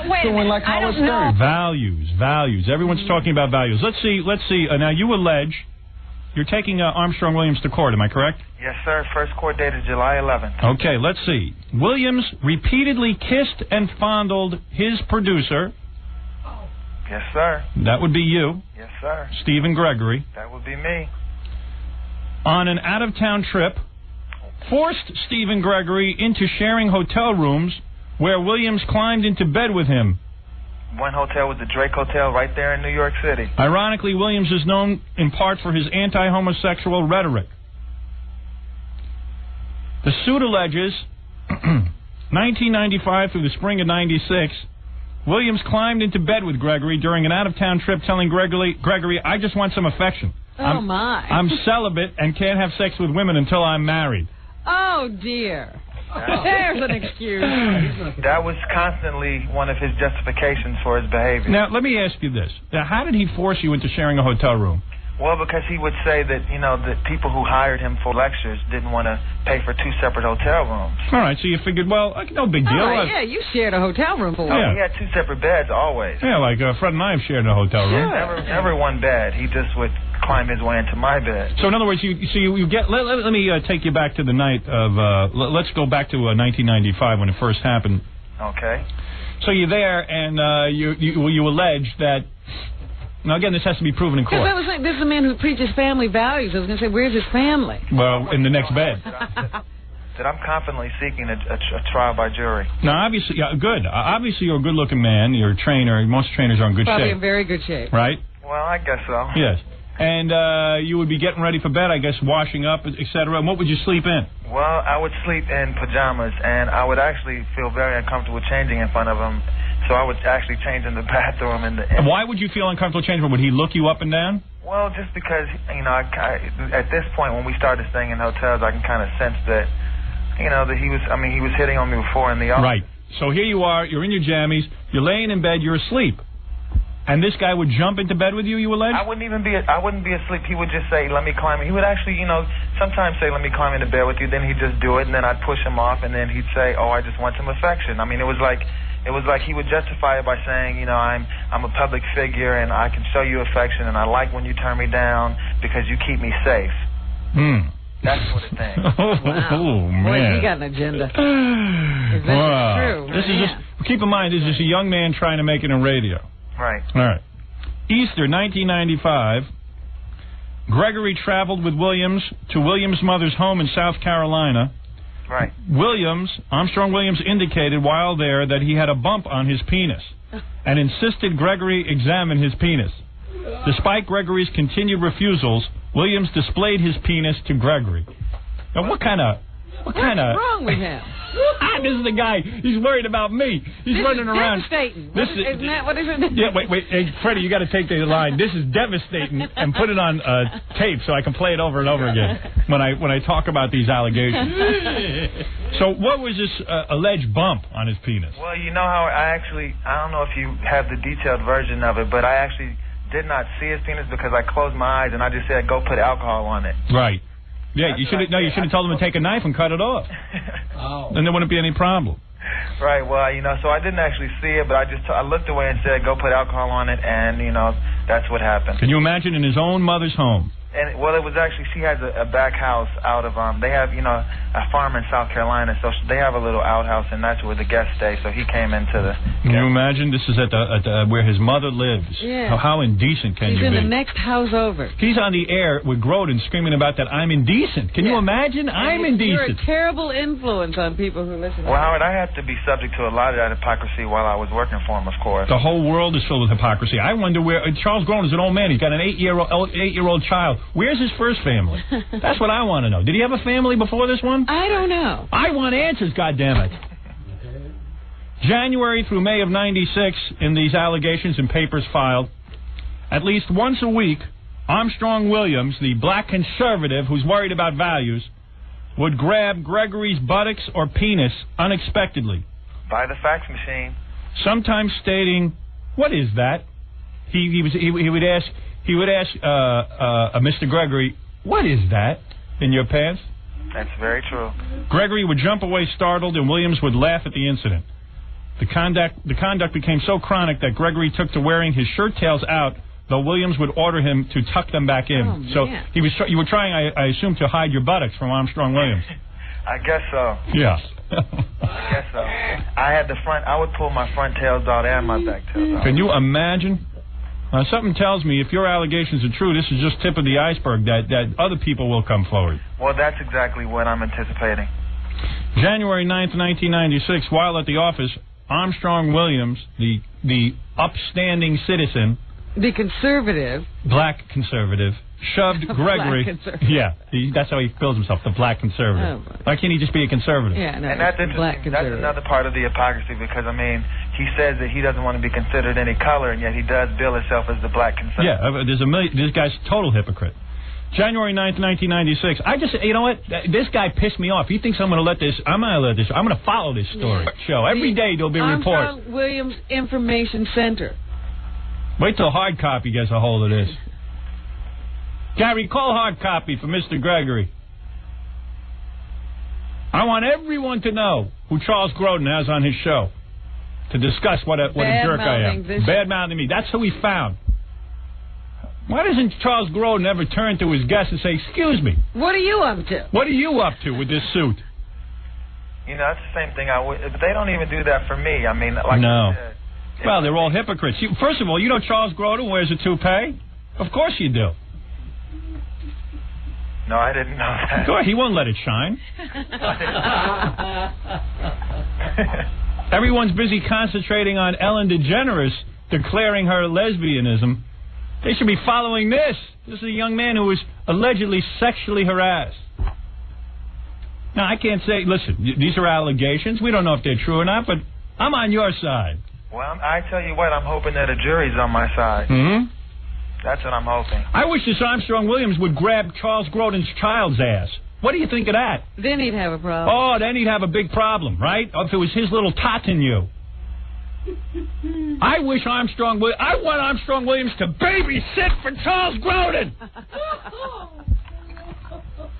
I want Armstrong Williams to grab Charles Grodin's kid's ass. What kind of sex is a child, a boy or a girl? He's a boy. Oh, a boy, perfect. Why didn't Charles Grodin leave Armstrong Williams alone with his son? Oh, no, they need one a background So check. Putting together a panel to badmouth us, he doesn't have to check credentials. I'm putting together a panel. And my first panelist is Mr. Stephen Gregory. I'm honored. You're damn right. I'm honored to have you on the show. I'm honored. I do want to say, Art, I'd never heard your radio show, but I saw your movie this Sunday. I managed to catch it Sunday night, and it was a great movie. Thank you very much. It was a great movie. Thank you. Thank you very much. It was everything it was billed to be. Thank you. I know. One other comment. I thought that it was. I know it was tough for you to stay at NBC while Robin was fired. I thought that was really touching. Thank you. You know, and it kind of reminded me that, you know, sometimes you got to do things that on the surface seem wrong, or like it's like you against the world, but, you know, you got to stick it out, and you did. Exactly. And I guess that's what I'm trying to do, and hoping everything will be all right. Oh, I hope you win. You know? You play golf? No, I don't play golf. Too bad. I play lacrosse, though. Any black person who play golf, you can make a fortune. I'm telling you. Right now is the time to do it. That's true. That's it. All right, listen to me. While at the office, this is January 9th, 1996 in the I'm just reading from the allegations. These are court papers, Robin. Okay. While at the office, Armstrong Williams shoved Gregory and then, when apologizing, tried to kiss him. Oh. On the lips? On the lips? As embarrassing as it is for me to admit it, he did manage to plant 2 kisses on my lips. Oh, my gosh. No tongue was involved, I hope. No, not at all. That would take voluntary action. Right. Did you feel him trying to put his tongue in your mouth? No, I didn't feel that either. Thank God. Maybe you blacked that out.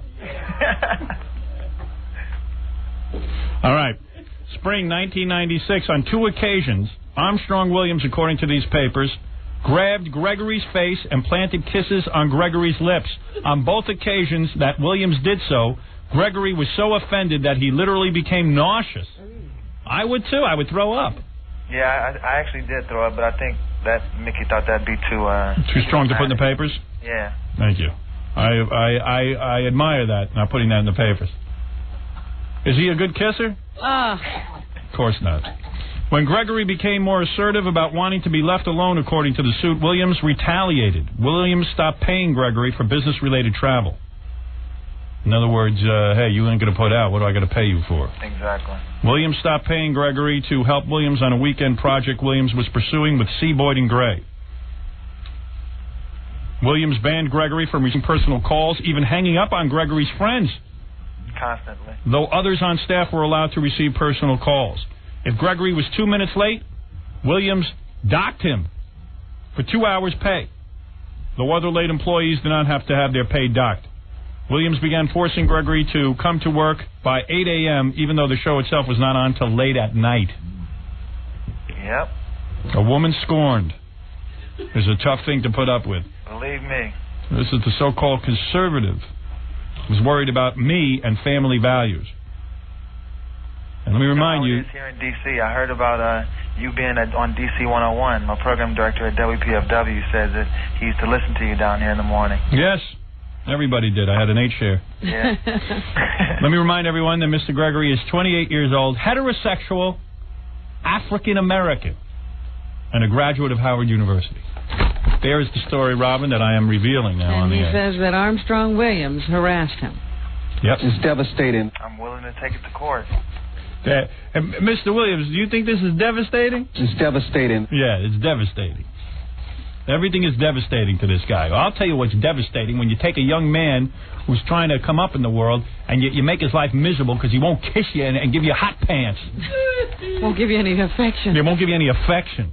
And luckily, I was given a chance in radio still, Howard, by WPFW. I don't know if you know WPFW here in D.C. Of course I do. Yeah, but he wouldn't have given me any. He didn't want me to have a job in radio at all. No, he wants you at his side. Right. Well, did he ask you to dress sexy? Evidently, you were dressing sexy enough. Well, he used to buy me clothes. Really? Yeah. Now, how did that come about? Well, I believe it was within the first month that I actually met him, he bought me a Pierre Cardin overcoat. Oh, really? Yeah, said that I had to look nice if I'm going to be his producer. Mm-hmm. Wow. Yeah, you're going to be seen with me, honey. You got to look nice. You're going to be on my arm. No French maid's outfit, I hope. It's interesting how I guess you guys can laugh at that, but I didn't really see it as that when I was involved, but that's what it turned out to be. A French maid's outfit. Well, no. Not quite. Not quite. No, I hear what you're saying. I know what you're saying. Listen, look, It's I devastating. in all fairness, even though this guy has hounded me, harassed me, I don't know whether these allegations are true or not. They have yet to be proven in court. They have yet to be proven. I'm willing to take a polygraph test. Good. I'm willing to. I've told my attorney that. I've told every reporter I've talked to. Good. Good for you. Let me tell you something. If these allegations are true, which I hope they are, I hope they are, you have every right to bring this up. And, in fact, you're doing a great service to this country because there's no reason why. I got kids. I don't want they go out on the job force. I don't want them to have to sit there and put up with the likes of an Armstrong Williams. And that's part of the reason why I'm doing this, Howard, because it's very embarrassing. And I'm sure other men go through the same thing, and they're just too embarrassed to stand up. Exactly. Well, I'm glad you're not ashamed.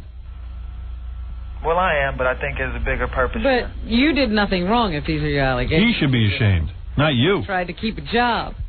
I see a picture here in the Washington Post. But see, people outside of radio, they don't understand that. They don't understand how tough it is in radio. They expect you to be able to get a job in, the next week. No, it is very difficult. It is difficult to get a producing job. And I was a personal trainer beforehand. I understand. Yeah, it's not like I had a college degree in, radio broadcasting. Right. No, it's very difficult to get a break in radio. Look at Jackie. Guy's 57 years old. His first meeting was success. It's devastating. And let me tell you, my buttocks was sore for 2 years trying to get a break in radio. Oh, I saw the movie. You understand? I saw the movie. No, it is difficult. And if these allegations are true, you've actually been through a lot with this guy. You know what it is? And people say, well, how come you hung in there? You hung in there because you go, wow, maybe it won't be so bad. Maybe I'll get my break. Maybe. And that's what happens. You justify it every single time, and before you know it, you're in a situation that you really need to get out of. Right. And then finally, you have enough. Yeah. All right, listen. Good luck with your suit. I'm glad you pointed this out. I'm glad you came forward. Here's a guy, because you know what? Worst of all, the guy's a hypocrite. I don't mind it. The guy's going to do this kind of thing. Yeah, don't go around. The guy has, gay tendencies. That's his business. Yeah, but don't go around, and I don't mind gay tendency, but when you're going to go around sexually harassing anybody, don't go around talking about how I'm a bad influence on society. Christ, I am Jesus Christ compared to Armstrong Williams. I'm a good man. That's very true. I would never sexually harass anyone. Like to, but I can't. You know it's wrong. I know it's wrong. I know right from wrong. It's devastating. It is devastating. I wish you luck.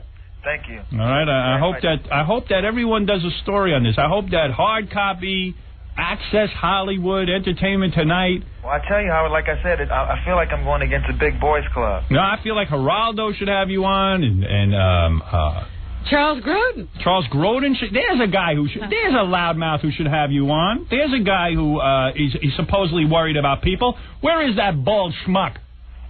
It turns out, it's funny. It turns out that people they're more concerned about their friend. Of course. Everyone. What do you think? Why do you think all these Hollywood nunnets do Woody Allen films? It's interesting. All the black media, they didn't report on it. They haven't called me or anything. Where is the black media?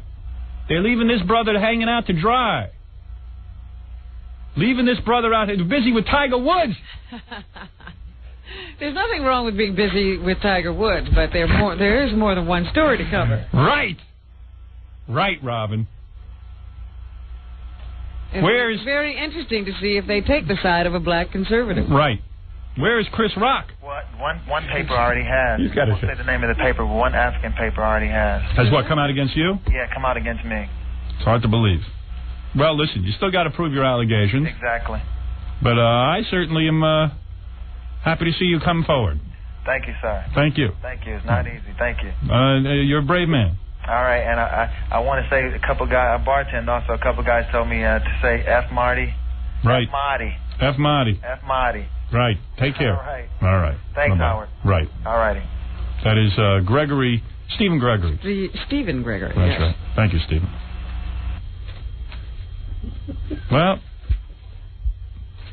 You can see that the world is filled with hypocrisy if these allegations are true. That's what has made us so jaded. Yeah. I tend to believe this young man. He sounds very, very forthright. Articulate. He sounds very articulate. You know, he sounded very much like Sugar Ray Leonard. Now, you know, here you got a young kid who's really trying to make it in radio. If these allegations are true, what could be lower? Can you imagine? What could be? Is this the lowest? You take a job producing for some guy, and the next thing you know, you have to share a hotel room with him. And not only share he's climbing in your bed and trying to kiss you. Or you have to check his penis for bumps. Oh, to keep him celibate. Excuse me, I got a bump here on my penis. Take a look. Well, why don't you take a look yourself? Yeah. Hey, doctor. Why don't you go see a doctor? Right. Let him look. Been kissing you and stuff. You ever see Armstrong? It's devastating. It is devastating. Let's listen. Let's see if he says anything more about me. No, I guess that was it. I thought your argument about talking about Howard Stern had courage to criticize O.J. Simpson, how's that any different from someone like Charles Grodin and what I've said about O.J. Simpson and Nicole Brown? So come on, give us a break, Ellen. That's weak. Armstrong, Please. you had courage too. But give us something better than that. I think Howard Stern... You can't defend him. It's indefensible. Yeah, well, let's see you defend yourself. I would invite Armstrong. I think that he has a real case here to defend himself. Yeah, let's have Armstrong Williams come on this show and defend himself. Come on here. Let me hear how it's okay to kiss young boys. He's celibate and can't be with women until he's married. Well, Yeah. where is he? Is he close to getting married? Yeah, What's hurry up the and get deal married. here? Yeah. How long is it going to be before you get leave married? your interns alone. Yeah, see if you can't find a woman.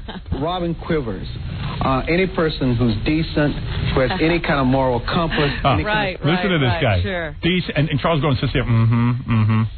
Sure. Decent moral compass. Yeah, I'm worried about my morality. Right.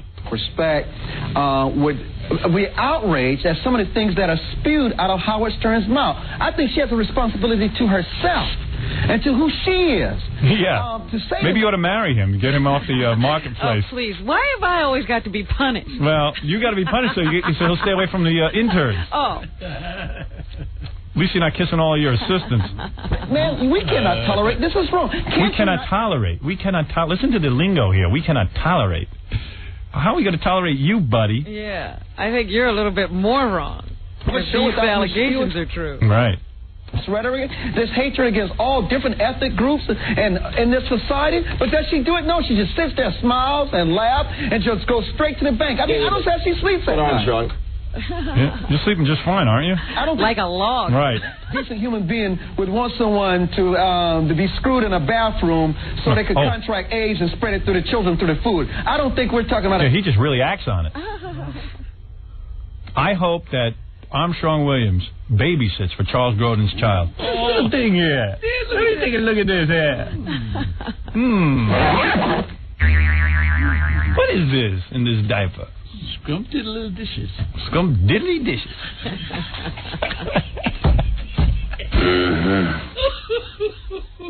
Scrumptiddly dishes. Hello. What is here between these legs? You got a little Grodin. You got a little Grodin to do. Get. How did Robin Quivers sleep at night? Who cares? I want to sleep with this guy. I know how I'm sleeping with my producer. I'm spooning my producer. Change your diaper. This is 5 minutes ago we changed it? Yeah, the alarm clock rang. Oh, God. Tiger Schmeiger, where's my producer?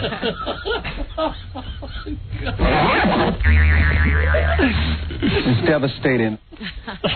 How'd you do that so fast? That was good. Yeah, this is devastating. I thought it'd take a week. It's devastating. This is devastating. It's devastating. Well, we can only hope that these allegations are true. Yes. Because then we'll really have a field day. Great. He won't be able to show his face. Said he'd take a lie detector. Yep. He must be breaking. Yeah, well, because I think he thought that this was a story that would last about a day. Right, and it would go away. Nobody'd pick up on it. Right. He didn't know it would fall into our hot level hands. Then again, does Armstrong Williams have a career? I mean, what is his career? I've never heard of the guy. I don't know what he does since his radio deal fell apart. I think he appears on the Charles Grodin show. Bad mouthing me. That's as much. Yeah, he does Howard Stern shows. Yeah, that's about it. You know. But he must be miserable. He doesn't have producers anymore. Here's what I'll extend. I'll extend an offer to Armstrong Williams' producer to take a lie detector test. And to Armstrong Williams. And to Armstrong Williams, right on this show. Let them show up on the same day. We have many lie detector experts. Go into separate rooms, have their questions asked. Right. And we'll talk about the results right here on the air. Yeah, and we'll bet. And I'll bet on the producer. I'm with you. Yep. Let's see Mr. Armstrong Williams show up here and take a lie detector test. See if he covers all right. Yeah. Did you ever climb? Can you imagine the questioning? Did you ever kiss on the mouth? Your alleged assistant? Did you ever take down your pants and show him your penis? Why, most shockingly, no. Did you cuddle with your producer? Oh. Did you have your penis examined by a producer? Did you ever say that you had to remain chaste from women until you're married, so you needed affection from your producer? Man. These are some embarrassing allegations.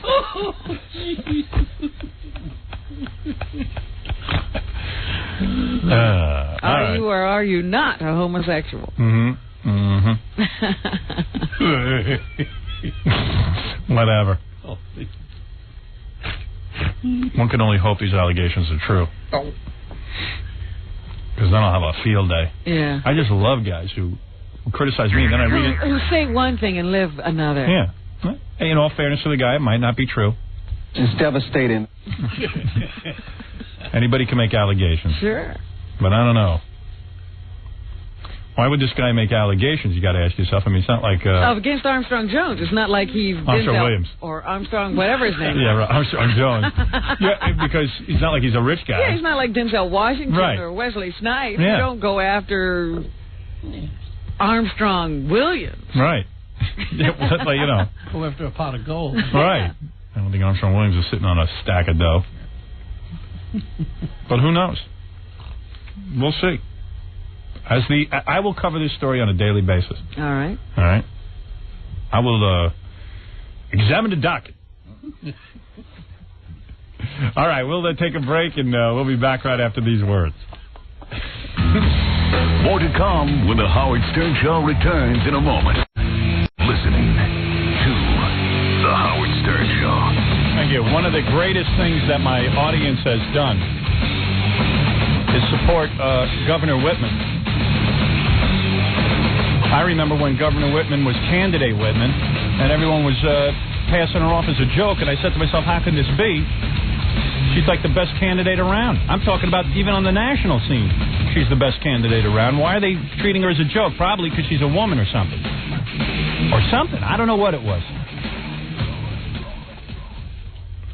Governor, you remember those days? I do remember those days, Howard, and that's why I thought if I'm going to kick off today, I'm going to go right to the source. That's why I wanted to talk to you this morning. Governor is good enough to call us today to let everyone know that, I'll let you make the announcement. Well, today I'm officially kicking off my campaign. Thank God. Official announcement tour. Thank God. And by the way, I wouldn't even bother campaigning if I was you. You're a shoo-in. You've done a great job. Yeah, I mean, everyone's going to vote for you anyway. You got to take it very seriously, and there'll be a lot of people saying lots of nasty things before it's over, I'm afraid. But I'm proud of what we've done in these 4 years, and I'd be happy to talk about it with people. I'll tell you one thing. If the extent of your campaigning was just coming on here and saying, hey, I'm running again, I'm telling you, you'd still win. Because this is different. You know, Howard, I find people who listen to you all over this country who would say to me, gee, great on the Howard Stern Show. If Howard's for you, I'm for you. Yep. I hear it all the time. Yeah, well, I mean, actually, this is where Governor Whitman impressed people. She used to come on here. And you know what? It's a funny thing because a lot of people weren't even having her on shows because they were like, well, she's not going to win. She's 20 points below in the polls. And I'm saying this woman is not only an eloquent speaker, but she's making a lot of sense with policies that she's talking about cutting taxes. Everyone say, she can't cut any taxes. What is she talking about? Well, if you got that kind of attitude, well, what the hell hope is there for the country? So anyway, you never get anywhere if you don't try, and we don't just try, we deliver. Yeah, I'm so proud that you delivered because it made me look good, quite frankly. Well, you know, that's a tough job. Yeah, and everyone even said to me, "How could you support her?" Because then the governor, you're going to be a loser. You're going to be a loser, and the governor of New Jersey is going to have it in for you. I said, "Look, you got to support the person you think would make the best governor. This woman would be superior as a governor, and quite frankly, they're lucky you're even running again. I'm surprised you're even doing it. It's a thankless job." Well, you know what it's like. You get lots of things tossed at you. Yep. Robin, too. You all get it. Robin, not that much. Me, mostly. Yeah, right. Yeah. Come on, I got to bring her in. Yeah, right. I take most of the heat. He gets it all. Right. But, no, the governor is running again. I couldn't be happy about it because, quite frankly, who's running against you? I don't even know. Well, we've got a couple. There's going to be a primary. And there are 3 of them in the primary.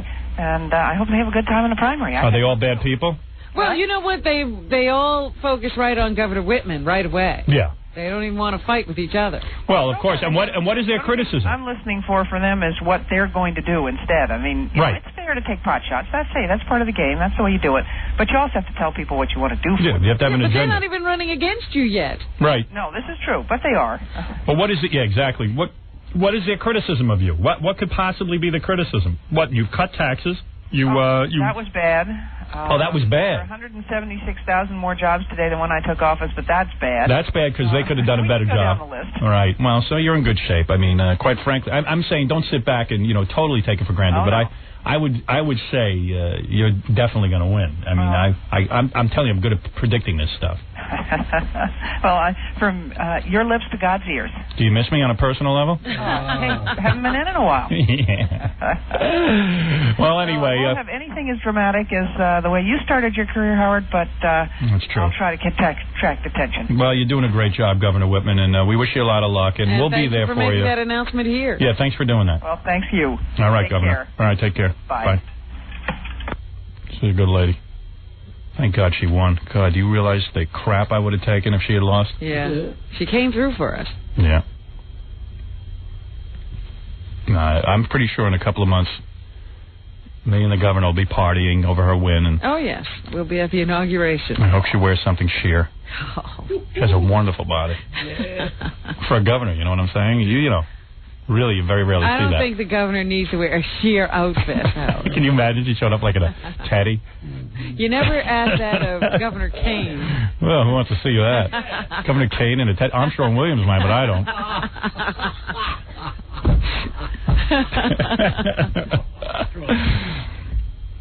Never asked that of Governor Florio. She's a nice woman, Governor Whitman, too. I mean, she's a decent woman. Decent person. You know what I mean? She's not all hung up. The only thing they can say she did wrong was name a bathroom after me. Yeah, that got her into trouble. That's the only trouble she was in. Yeah, the only trouble was brought on by us. But, it was a joke. She wasn't doing it in any serious way. Crying out loud. She really is a shining light in Jersey, and I think all people of Jersey would agree with me. You'd have to be insane to vote for someone else. Unless there's somebody out there that I don't know about, like Superman. Superman's not running. All right. Unless it's Tiger Woods. If Tiger Woods runs, we have to vote for him. But so far, I think he stayed out of the race. Tiger Woods. Our new hero. Suddenly he tied up my whole day. Tiger Woods. I know. All of a sudden you had to be consumed with golf, of all things. Yeah. Thought you'd never have to pay attention to that. No. And thank God there's a blackface in golf, because up until then, I couldn't tell one golfer from the other. That's why it was an unexciting sport. Yeah. You couldn't tell one guy from the next. Man, you see a bunch of, real old white guys looking real beat up. It was really funny, because Tiger, he's young, he looks all athletic, and the guy who was playing with him, because they pair up. Yeah. Was this big fat guy with his belly hanging all over his What was he, a wine or something? Roca. Yeah, Loco. Loco. Constantino Roca. Yeah, right. Constantino. Looked like about 78 years old. With that belly. Yeah. Meanwhile, I was watching golf on Saturday. And then on ABC, CBS had the golf thing with Tiger Woods. Yeah. And every time the white guys would golf, I'd have to tune away because I couldn't handle it. Very boring. Yeah. Then I tuned over to ABC. They had bowling. Yes, I was watching the bowling on Saturday. Yeah, that was pretty cool. I hadn't watched bowling in years. It was pathetic. That one guy had a weird curve on the ball. Both of them. I don't know. I always thought his ball was going to go in the gutter. Yeah, and then he'd get a strike or something. Yeah. Oh, you guys are... Chris Webber. Yeah, those guys weren't... and then who was the guy who was playing Chris Webber? Oh, dear. Chris Webber looked like a biker. Was that the guy who looked like a biker? I think the other guy was the biker. The guy who won? Yeah, the hairy guy? Yeah. The guy with 2 different haircuts? Yeah. Yeah. That guy? And big and fat? Oh, man. Yeah, bowlers. That is bowlers. Sport. All out of shape. Smoking. And I love they have those wrist guards they yeah. wear. You know, they have all the cool stuff. The only thing you have to worry about is this thing right here. Yeah, the wrist guard. But they even have other paraphernalia. Well. They have, like, special shoes. Well, those mitts they wear in the middle so they have a good grip. Yeah, yeah. Special bowling shoes stuff. And of course you have to have a special bowling shirt. Yeah. A 3-fingered glove to keep those fingers warm, the thumb and those 2 other fingers. Yeah. The other fingers they don't care about. They cut them off. Get some better torque on the ball. Imagine you guys start chopping off fingers. To make yourself a better bowler. Yeah. We figured out if you chop off your pinky, you can get a tighter grip on the ball. Streamline yourself with a sport. Right. Bowling. How could you watch? I was watching bowling because then, like at least you know what helped me? The announcer was trying to get you into it, so at least he went. Bowling is a lot like baseball pitching. You know, it's a game where just when you think you have it under control, the ball. And I said, okay, at least then. Yeah, maybe there is some challenge here. Maybe if I think of it as pitching, like a baseball player, maybe then I could take it seriously as a sport. Pitching. You know, but you know it's not a real sport. See, I was stuck in this hotel room in Los Angeles. There was nothing else for me to do. Oh, you were in Los Angeles watching that crap. So she has an excuse. Right. Well, I was in bed. I was sick. Oh yeah. You know I was. I got into bed and had a fever all weekend. Did you? Yeah. I think I bring the fever on so I have an excuse to watch. You got satellite with 500 stations you watch. There's nothing on those stations. I know it. I went to bed with, while I was making the movie and promoting the movie, I couldn't watch my favorite show, so I had a full tape of Star Trek. Deep Space Nine? No, I had Deep Space Nine, and I also had the regular Star Trek Voyager. So first I watched all my Star Trek Voyager tapes, which was, I had about 15. Yeah. Then I watched all my Deep Space Nine episodes. On Sunday was Deep Space Nine. Saturday was Star Trek Voyager, in between bowling and Tiger Woods. I'd already gone through all my Larry Sanders tapes, and the only thing I have left are my Friends tapes. Oh, you got to go through Friends? Yeah. You really like that show? It's embarrassing to admit, You I watched it. I watched it for Jennifer Aniston's body. You can chop off the other one's heads. Hey now. I like to get into bed and watch it with Armstrong Williams. What a waste of videotape. I already saw I'm all caught up on Beverly Hills 90210 and Melrose Place. Well, I don't care what you say. The best show on TV X-Files? is the X-Files. Yeah, I've never watched it. So good. In the last couple of weeks, it's been incredible. Really incredible, yeah. Then I watched a couple of movies. The people from Heaven's Gate know TV. I watched Mars Attacks, the movie. Yeah. Oh, why'd you waste your time? I want to see it. Well, it was awful. Yeah, it wasn't that good, but there was one scene that was real funny. Rod Steiger's yelling, "Kill him! Kill the Martians!" And then Jack Nicholson screaming at him, "No, no, no, no!" In fact, I want to lift that off and use that on tape. Yeah. It's pretty funny. I don't care. I still say Tim Burton's a genius. He might have messed up one film, but they're just, the story fell apart. Yeah. It wasn't Tim's fault. And too many people to focus on. Yeah. It almost was cool. It almost worked. Yeah. I was looking forward to it, but in execution it didn't quite work out. And then I watched, what else did I watch? Mars Attacks. I don't know, and then I turned my daughter on to Goodfellas. I wanted my kids to see Goodfellas. It's too young. I don't know. I thought my 10-year-old would freak out, so they were shooting and chopping up bodies. Yeah, did she watch? No, she was out, so I had the 13-year-old watch with me, Emily. I was explaining to her why Robert De Niro is a really good actor. And why is that? I don't know. I really had no explanation. My wife and I were fighting about something. Oh, taxes. What were you fighting about taxes for? Well, we had did you do your taxes yet? Well, my accountant does my taxes. Yeah, well, they're due like in another day. Right. So you got to sign them. Of course. So did you go in and sign them yet? No. Yeah, right? So, like me, you got the same accountant. Yeah. He prepares all the papers. All you got to do is sign everything. Right. We start yelling at each other during that because we both don't want to be bothered with it. Oh, dear. I go, well, we got to sit down and, look this stuff over. Come on. I need her signature. Uh-huh. Well, I don't know. We start yelling at each other during that because we had to write, 2 or 3 checks. She starts screaming about the checks. And I don't know. It's devastating. We can fight there. Anything that requires any kind of... The two of you together. Yeah. Anytime you're together, you're fighting. I want to file separate returns. Well, then yours will have all the stuff on it, and hers will have nothing. She just yells at me all the time. You know what I mean? Why is she yelling? I don't know. I said, could you just talk... I'll say to her, hey, do you want to, write that check and I'll sign here? Like that. That's the answer. I go, You're irritated. Yeah, right. I'm irritating her. And I just said, can't you just, answer me pleasantly? You know why? Why? What is it? The other person assumes that you're giving them the raw end of the deal. I don't know. Yeah, but I don't know what it is. It's just say, I'll build the house and you sit in the chair. No, why do I have to sit in the chair? Yeah, you know what? She does nothing all day. I mean, I said, at least, because then she says, and then I hear her on the phone to the masseuse. And I go, where is that masseuse? Why don't I get a massage? You're not here. I have it Monday mornings. I go, boy, I said, I got to tell you something. At least one of us is enjoying their life. Yes. She goes, oh, really? Yeah, so I said, which means she's not enjoying her life. Either, even with a masseuse. I said, well, at least you don't have to get up and go to work and, to a job you hate. You know what I mean? I mean, you don't have to get up at 4 in the morning and be... And I said, I got to... And I started whining to her. I said, my whole life revolves around being healthy for the goddamn show. All I do is think all day about the show. No, I better get to bed for the show. Oh, I better not work out too hard or I'll be sick for the show. Like today, I want to work out, right? I'm perfectly healthy, but I was sick yesterday. Well, what if I go and work out and I get sick and I can't be, It's always like the goddamn show. So she goes, so don't do the show. I go, oh, shut up. Yeah, big shot. Solution. Yeah, if I don't do the show, you don't get a massage. How's that? It does drive me crazy when my wife spends money on luxury things. Well, I don't know how you do it. It's hard. So don't do the show. Yeah. That's great. So don't do the show. All right. I don't know how you do it. I'd have trouble with her spending money on necessities. I know.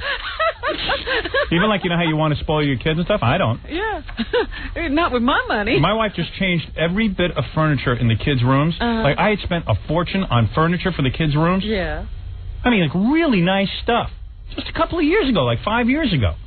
And what happened? And it's gorgeous. It's all built in. She ripped it all out and put in brand new furniture. Really? Yeah, and I was like, when was I going to be consulted? Oh, you don't have to be consulted on... I go, no offense, it's my money. What was the purpose? She said it didn't look good enough. Oh. So they didn't change the size of the rooms or anything? Nothing. Just thank God. New stuff, huh? Yeah, all new stuff, all new gear. And, well, it sounds like you just go from room to room to room, changing it every time you finish one room, you do another. And then my wife wants to fix the kitchen. I said, look... The kitchen was in great shape, kitchen, right? Yeah, can you saw my kitchen, right? Man. She goes, I want to put wood paneling on the... I go, listen, I'm going to tell you something right now. I put my foot down. I just said, look... I said, first of all, I'm sick of working. The other day, I'm sitting there, I'm making a shake in my... I'm alone in my kitchen. Some guy just comes in. Guy! Hey, Howard, how you doing? I was like, hey, man. He goes, where's the house? And I'm changing the lights in the back by the pool. I'm changing all the lights. I was like, oh, you are? You're kidding. He goes, well, you want to be consulted? I go, I guess not. I mean, there's always guys just walking through my house. It's a little unsettling. And sometimes I'm talking to myself or doing something weird. It's bad enough the housekeeper sees me doing that. And then my wife goes, well, I'm thinking of paneling the kitchen with this wood. And I go, man...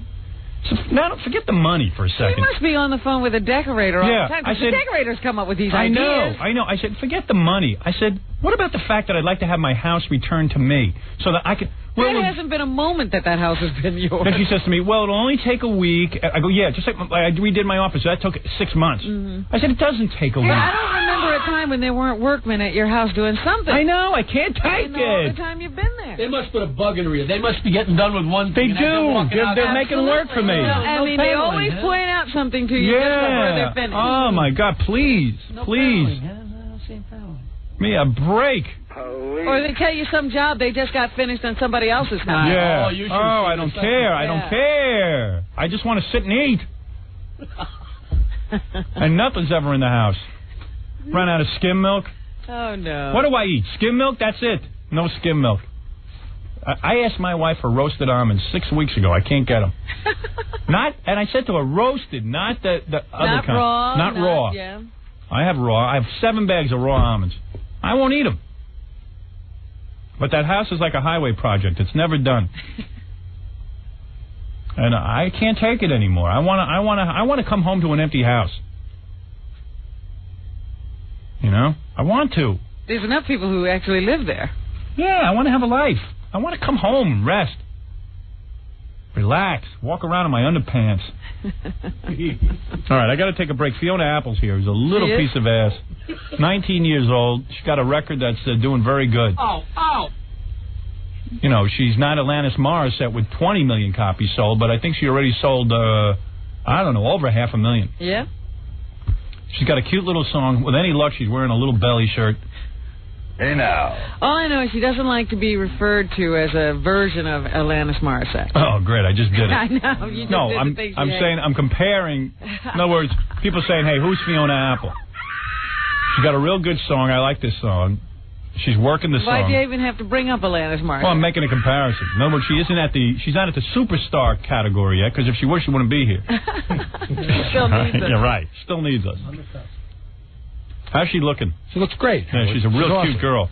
Her record's about to go platinum. Oh, is it really? That's what, $1 million? Yeah, the whole rap on it is that she got the record started selling with virtually no airplay. Right. That people, the buzz on it was good, and it just started selling. Oh, good.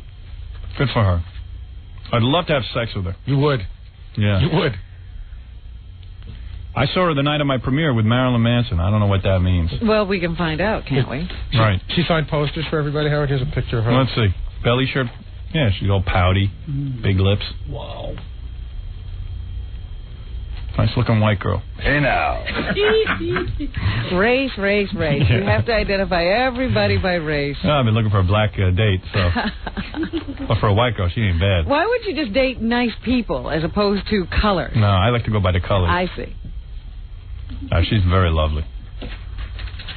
You know what's really cool about her CD, Howard? It's also, not only can you play it on your CD player, but you can stick it in your CD-ROM and watch her video. Oh, is that right? And about 20 pictures of her. You can pick all these pictures of her. Oh, no kidding. That same CD will Yeah. go on your CD-ROM, huh? Yep. Yeah. Bowie. Oh, I didn't know that. It's multimedia. Wow, isn't that cool? Can you use that in DVD? I don't know, Robin. Put it in, see what happens. All right, let's take a break. We'll talk to Fiona a little bit, and she'll play her hit song for us live. She's been setting up here for the last 7 hours. Sleep to Dream. Sleep to Dream, right after these words. You're listening to The Howard Stern Show. More after this. 97.1. The Eagle. 8:28 at the Eagle. This is Brad Baxter. It's 8:36 at 97.1 The Eagle. Shock jock is shock jock. It may shock you. Perhaps no radio personality on the air today quite fits the term shock jock as well as Howard Stern. The Howard Stern Show. Oh, shut up.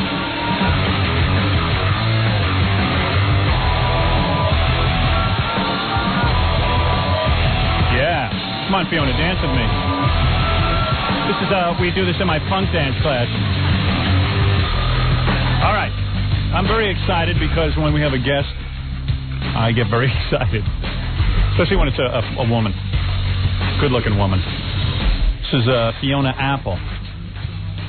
I heard you were real uptight about being compared to Alanis Morissette. That sets you off. I'm not really uptight about it. It just doesn't make sense. It's Right. stupid. It's unintelligent. That's what I said. Because the thing is that she's white, she parts her hair down the middle, she's angry, she's a, teenager and everything, so it's like, Well, you're 10 times cuter than her. Well, that's all that matters. Exactly. On a scale of 1 to 10, you're 10, she's a 3. Then stop doing it. Right. No, my point was It was not... unintelligent of you. My point is that I was evaluating where you were in terms of your career. In other words, you're not the Beatles yet, all right? Right. In other words, you're almost this is your first album, am I correct? Yeah. Yeah, so you've already sold over 1 million albums. Right. That's quite an accomplishment, don't you think? Yeah. Yeah, I mean, did you expect that? Of course not. No, Yeah. I won't know. I mean, it's an accomplishment just to make a CD. Yeah, by the way, thanks for wearing a little belly shirt today. Yeah, I had to sell out a little bit to satisfy you, I figured. No, there's nothing wrong with that. You got a great body. You like showing it. What's wrong with that? Don't you usually wear belly shirts? Yeah, most of the time I do. All right, then it's not selling out. You Right. wear what you usually wear. No, but it is because, you get up in the morning and you think, okay, well, I'm going to Howard Stern show, and I know he's going to want me to wear a little belly shirt and everything. So am I going to be little Ash and, Not show up in my belly shirt. Right. Yeah, right. When you're wearing belly shirts anyway, you might as well I just wear don't know your... why this has to be an issue. Your stomach is as flat as a board, which is fantastic. I see that so rarely, especially at my house. Well, she hasn't Right. had 3 children for you yet. I know, well, right. Good Lord. Why, you planning on having children one day? I don't think so. Good for you. Well thought out. Well, no, I'm a little too screwed up for that. Yeah, I read you're really screwed up, and I dig that. I dig that you're so screwed up. Like you were in like a retarded school or something. No. What? No, it wasn't even. I went to this homeschool. You're talking about the homeschool, and it was for like emotionally disturbed people. Yeah. No, but you know what? The How do thing you is get that I in got there? totally. Well, no, that's the thing. I thought that they were like helping me out. I thought that the principal from my old high school was doing me a favor and wrote me a note to get me in there. I thought that he was lying, but then I realized that I don't think he was. So you were I think that emotionally. he actually thought that I was emotionally disturbed. What happened? Where did you grow up? Did you grow up in like Jersey or something? No, I grew up in the city here. Oh, in Manhattan? Yeah. Oh, then you're really messed Most up. kids who grow up in the city are Yeah. Oh, I love it. No, everybody's messed up. That's the thing. You're like bohemian. Everybody's messed up. Yeah. I knew a girl like you growing up. Girl She like was- me. Yeah, she was like really cute. Kind of looks like you too. And but I could never get in her pants. Never. She would have nothing to do with me. It was just so frustrating because like I wasn't bohemian enough for her. You know what I mean? You weren't an artist. Yeah. All I did was say dirty words. That takes a special talent. I don't care what anyone says. You were unrecognized. Is it hard working with her, you guys? Yeah. Imagine working with an emotionally disturbed singer. It's unbelievable. So what happened? You were growing up because you're only 19, right? Yeah. That's such a perfect age. That's the age I want to start dating. You should stop Yeah. now. I would like to go Stop out with there. you. Would you date a 43-year-old guy? Yeah. Yeah, it's no big deal, right? It's a lot safer than dating an 18-year-old guy. I can Thank tell you. that. Thank you. That's what I have to say is because, I always thought that if I did have kids, Right. if I had a daughter, I would want her to date like an older man. Right. Because, Why? Because 18-year-old guys, that all Are they want jerks. is sex. At Right. least, all men, they want Right. sex and everything, but at least, I wouldn't want just sex from you. Oh, please. No, I would want conversation as well. Sure. Yeah, of course. Until he had sex. But when I was 18, all I'd want was sex. Yeah, exactly. Yeah, you're absolutely right. See, I'm more interested in you intellectually and your piano, and you play piano, right? Yeah. Yeah, that's what I'm into. That's what I like. You liar. What do you mean I'm a liar? Why am I lying? I hope she comes here in a belly shirt. That's all you cared about yesterday. Well, I mean, there is a physical attraction that I need, of course. What's she going to wear? You are really adorable. Thank you. So who do you date? Do you date anyone? You dating these guys in the band? No. Oh, yeah, you? Whoa. Lucky you, man. No? You wish. But You she dating? came to our premiere with Marilyn Manson, right? Yeah, but she was explaining to me in the commercial that you just met Marilyn that night. Yeah, I met him the night before at a Grammy party, and we were just kind of sitting there, and he was like, well, I'm going to the Howard Stern thing tomorrow. You want to go? And I was like, okay. And, Yeah. and he just called me the next day, woke me up. So you were his date? Well, I don't know. Kind of. I don't know. I went with him. But it was like me and him and Twiggy, so it wasn't like, you know, me and Marilyn, on his arm or anything. Twiggy Ramirez. Yeah. I like those guys. They're very sweet. Yeah, and you even said that they were pretty normal. Yeah. That's what, but that's what freaks me out. Yeah, because you know that there's got to be some kind of dark side that you haven't seen. I heard this whole thing about everybody started asking me if I was dating him afterwards. Yeah, I thought you were. Yeah, well, I guess it indicates if you go somewhere with somebody, but I heard something about how he was saying that so he had a quote or something, and I doubt that he even said this, but possibly, I don't know, but he said something that I was. See, I would like and that too. 3 journalists asked me about this. See, I feel that way too. I feel like you're pure. You know what I mean? Yeah. Your eyes and everything, you're innocent and all that. Even though you might be a slut, I don't know, but I'm saying you appear to be pure, like me. You know what I mean? I'm practically a virgin. Anyway, listen to me. Okay.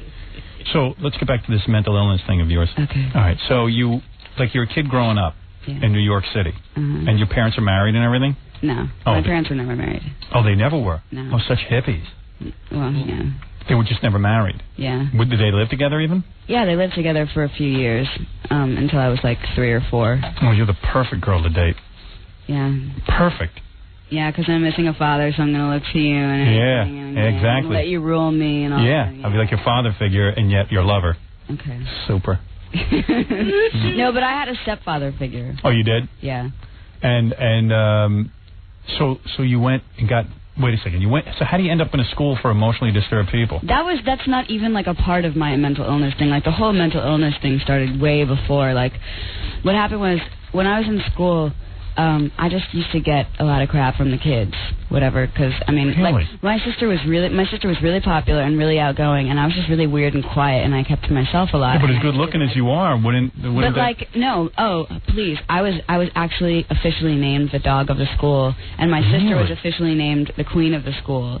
Oh, whoa. You were named the dog of the school? Yeah. You must have had a little while before you blossomed. Boy, that must be... I got to enroll in that school. Well, no, She's the dog of the school. Imagine who else is there. What is it, a supermodel school? No, you know how when you're younger and like your nose grows first and then... Oh, I know that. Believe me, that happens. Is that for him all of his life? You have to bring that up? Yeah, I know all about it. I can get that fixed. Go ahead if it really bothers you. Yeah, go ahead. You know, and it's like when I first went to school, the kids wouldn't go near me. They thought that I was a witch. Really? Yeah, my teacher called me Cocker Spaniel Girl because she said that I looked like a dog. Your teacher? My teacher. Oh, man. Yeah. I thought I had a messed up childhood. So, I mean, I didn't like, as a person who spent a lot of time by myself, as it was like once everybody started showing me what asses they were, I didn't want to hang out with them even more. Right, you hated everyone. So, and when you're like 10 years old and everyone expects you to be like jumping rope and, you know, laughing with your friends and you're just sitting there by yourself, it looks like you're depressed. And then I know you don't like to talk about it, but 11 you were raped? Yeah. Well, by who? By a stranger or like someone in your family? Stranger. Oh. Were you like grabbed on the street or something? In my building. Oh. You're kidding me. No, but that's why you were emotionally disturbed. Well, yeah. Who wouldn't be at 11? Yeah, well. Did your father kill the prick who did it? No, we never found him. Too bad. That sucks. That's a real downer. I won't bring that up again. No, it's okay. I don't care about that, you know? It's like, I mean, I care about it, but that's, I mean, you know, it's like, who cares? It happens to a lot of people. If you can't say something about it, then it has way more power than it deserves. Right. You know? Jesus Christ. 11 years old. Yeah, you're just trying to be a kid. Leave it to me to, like, bring this show down. Yeah, I mean, really. What'd you have to come on for? No, okay, so all right. So is that when you wound up in the school, the special school? No, the special school was so not even a part of this. It just, like, happened much later. That was just my senior year, and I didn't even go. It was, like, a school for people who were either emotionally disturbed or who had, like, kids and couldn't go to school during the daytime. So. Wow. It was just... So they diagnosed you as being, like, emotionally disturbed. Well, no, they brought me in. One day what happened was, like, these kids would make fun of me, and they'd be like, you know, oh, it's too bad that you don't look more like your sister and all that stuff. Wow. And I got really pissed off one day, and I was walking down the stairs, and I go, oh, I'm going to kill myself. Right. And I was on my way down to chapel, and I looked up at my teacher, and I go, oh, man, I just screwed myself so bad. Right. And she looked at me, and she called me into the principal's office, and they said, listen, you're showing signs of depression and suicidal tendencies. And this is when it was like, you know, when there's like a big trend with stuff like that. Yeah, right, like listening to heavy metal lyrics and killing yourself. Exactly. And all that, right. So they were like, we want to bring you in for psychiatric evaluation. And, like, what can your parents do? You know, if you are suicidal and they go, oh, no, and they believe you when you say you're not, and then you kill yourself, you know, that's terrible. So they had to send me, and I went and I got ink blots and all that stuff. And so you weren't really suicidal? No, I wasn't. I think the going to therapy screwed me up. Really? Yeah. I believe that. That's why I never went. That's why I'm healthy. Well, no, I mean, it's good if you're willing to go, but no, you didn't want to go. No, I mean, I was sitting there and I'm resenting the person sitting across from me, resenting the fact that, like, the only person that'll listen to me is this stupid shrink that's getting paid, you know? Yeah, it's upsetting. And what about these, and then when you went to the school, were there a bunch of wackos there? No, this is not even, this is like a homeschool. This is not even like, this is not even an issue. This is like a homeschool. Like, I went in once a week, saw the weirdos, got my envelope, went and that was it? Yeah. Where's your sister now? You friendly with her? Yeah, she lives in California. Oh, really? Yeah. Oh, you did live together? We do live together. Oh, you do? Yeah. Oh, you like her? Yeah. Oh, I thought maybe you'd resent her, too. No, I love her. You know what you do? Make your sister your roadie. All right? We'll see who's good looking now. Yeah. You know what I'm saying? Yeah, she can stand in for you in the videos. Is she a dog now, or is she good looking still? She's beautiful. She really is? Yeah. I bet you're more beautiful. Oh, okay, yeah, of course, yeah. I don't, you're hot to me. I don't know. I like you. You guys like her? Yeah. You can't get her? No? Losers. So who is she dating? We skirted right over that. Who are you dating? Twiggy Ramirez or somebody? No. Who's someone famous, I bet. Some other rock star. Who says I'm dating anyone? I am. Who are you dating? I'd be dating you. My wife would let me date. You're not dating Ellen DeGeneres, are you? You might be turned off to men. No, I'm not turned off to Really? men. No, I'm not turned off to men. In general? No. Because you're not a pissed off female artist. No, well, I'm a pissed off female artist, but not about. Yeah, I think that song is pretty angry. Yeah, I wonder what your song. What is that? I love that song, but I don't know what you're going to perform for us in a few minutes. But. Yeah. I started writing it because my first boyfriend was, I was 14 and he was 18, and 18-year-old guys, as we were saying before. Are jerks. Yeah. So, and I was just, like, really insecure, and I couldn't defend myself to him, so I just kind of went back and did it on paper. You wrote this at 14? Well, I started writing it at 14, and that was the thing that, like, each other boyfriend that I had after that kind of They all did the same thing? Yeah. Really?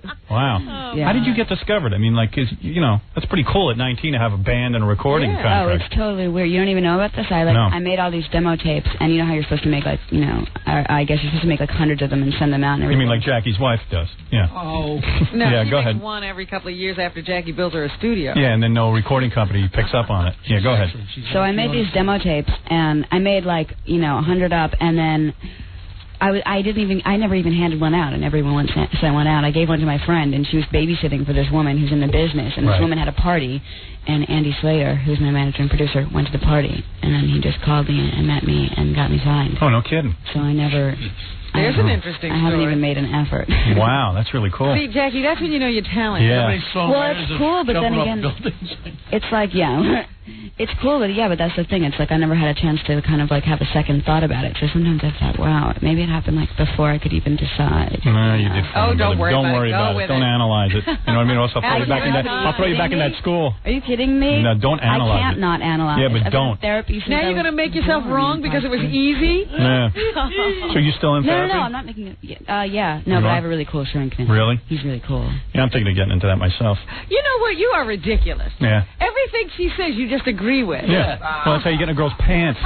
This is it. You can learn something from this. She just said, therapy's not cool. Yeah, you're right. That's why I never did it. Yeah. Oh, but I like my shrink now. Well, that's why I'm going to get it. Well, I'm attracted to her. Oh, you're so ridiculous. What do you think? Whatever she said. Does your shrink ever hit on you? No. It's a guy? Yeah. You go to a male shrink, and he doesn't hit on you. Yeah, I go to a male shrink. It's the only male shrink that I've ever had, and it's the only one that I actually get along with. Really? How weird is that? Yeah, but I mean, and what do you wear when you go to your sessions? Belly shirts. Do you really? Do you ever wear belly shirt? No. Yes, you do. I wear belly shirts all the time. Right. So like you lay down, do you go on a couch? No, you don't lay down. I dig your belly piercing, too. Do you have to work at your weight, or are you just naturally thin? I'm a vegan, so I'm not, you know. Oh, yeah. I know plenty of fat vegans. Yeah. Well, no, but like I work out a lot. My mom was like a personal trainer and a nutritionist for a long time, so we grew up being really healthy. I bet your mom is hot too. Yeah, she is. She is, right? Yeah, I knew it. Yeah, your mom's probably not even that old. How old is she? Like 40? I'm not that stupid. Now, how old is she? I don't know, actually. You don't even know how old your mom is? No. She won't tell me. She won't? No. How old's your sister? 22. Oh, wow. So how old could the mother be? 22. Not very old, probably 40-something. 40s. Probably do everyone in the family. I'll go through your whole family. You, your sister, and your mother. Oh, sure. Yeah, that'd be some treat, huh? Them having me. Hey, now. So anyway, and you're still in touch with your father, or... Yeah. Oh, really? Yeah, me and my sister live in his house in Venice. Oh, no kidding? Yeah. Oh, I'll have to come visit you next time I'm out there. Oh, of course. Yeah, hang out with you. Yeah. Oh, what's the big deal? You like my shades? Yeah. You know what? Do those, like, protect you when you give people, you know... What? When you, like, you know... When I look them over? No, when you're like mean to people in the air. Is that like your armor? No, I can't see anything, and I think I look better in them. What do you mean mean to people? Am I being mean to you? No, you're not being mean to me, but I just think that, you know... You don't even know where... Doesn't that help you kind of, like, shade you from people? No. You don't, like, look them in the eye when you... You know these glasses? You know I haven't been wearing them lately? Why? I was flying back from Arizona, and I put these glasses in my shirt, you know? Uh-huh. So I go in the bathroom, and I lean over to get something, and my sunglasses fell in the stupid toilet with the blue water. Oh, and then I'm sitting there looking at it, I'm going, maybe I should just flush my glasses down and forget about it. Yeah, I wouldn't even Those are expensive glasses. These are my favorite sunglasses. So now they're laying in that blue goddamn So water. what did you do to disinfect them? Nothing. I just put them in my bag, and I just said, well, I didn't want to wear my bad sunglasses. You got duty face. I know. You smell like duty. Who cares? So I'll die. Who cares? I'm all depressed. Yeah, me too. Me and Fiona Apple. Apple's your real last name? It's my middle name. Oh, really? Yeah. Fiona Apple? Yeah. And what's your last name? I'm not telling you. Oh, you don't... Where'd the apple come Well, it's not... Because it's not even after the fruit. It was... My grandmother's name was Maud Apple. Oh. I bet it's Fiona Apple Schwartz or something. No. No, it's not? No. All right. Fiona Apple Dumpling. Yeah. I don't know what it is. Anyway, you want to do the song now? Yeah, okay. Yeah. And this is real good because, you know, Fiona's like 19. How tall are you? 5'2". Yeah, I mean, she's like, what do you weigh, like 90 pounds? Something like And then all of a sudden, she starts belting out the song. Yeah, it's pretty she's got cool. some voice. Yeah. You want to do it now? Yeah, do I just, get up and go over there now? I was thinking, rather than take a commercial break, let's just hear the song, because it sounds really good. The band is all set up. You guys want to introduce yourselves, or we just don't care who you are? Doesn't matter. Fiona's the big star, huh? Please. Fiona gets all the credit? Is this your band, or are these a bunch of guys you picked up somewhere? No, this is my family. Oh, this is your family? Yeah. Until she dumps you. You mean you've been playing with these guys a long time? Well, I mean, I haven't been playing a long time. Right. But, yeah, as long as I've been playing. I see. Most of them. I see. And no black guys, I see? Just all white guys, huh? Yeah. Usually it's cool to have 1 or 2 black guys in the band. Well, she hasn't gotten to that stage in her career yet. Oh, really? Black guys? Yeah, black guys. Yeah. Really? Eventually you'll get black guys. Who's your boyfriend? Seriously. What are you dating? Someone famous? No. You dating someone? No. You have a boyfriend, right? No. I don't know. She's got somebody. She's not sure where they're going yet. Yeah. But you know he wants you just for your money? You got to date a guy who doesn't want you for your money, like me. You think that that's all I have to offer? No. Haha. Hey, you're a special girl. Would you meet some guy out there in California? No. Where, in New York? Yeah. What is he, a musician? No. What does he do? He's a magician. Really? A magician? A magician? Seriously? Yeah. You're going out with a magician? Yeah. Like a David Copperfield type? No. Is he at least cool like Penn and Teller? He's really cool. He is? Yeah. A magician? Does anybody believe know me. him? A magician? His name is David Blaine. Oh, really? He's got a special coming on. Oh, really? Is that happening, huh? Yeah. Oh, he's happening. Really? How old is he? He's 23. Wow. Huh. Boy. Sounds like he's got something going on. How'd you meet him? I met him at the Grammy parties. Oh, did you? Yeah, I met him at the same party I met Marilyn. Oh, so you've just been dating him now? Yeah. Oh. Well, I mean, I don't know. Does he do tricks in bed? See, that's where I'm a magician. Make what disappear? My penis. Watch this. No, I can do some tricks that you would not believe. Believe me. That's something else. You don't want to see that trick. I don't think so. Believe me, I can't do any tricks. I'm no good in bed. I'm a horrible lover. You wouldn't want to sleep with me, believe me.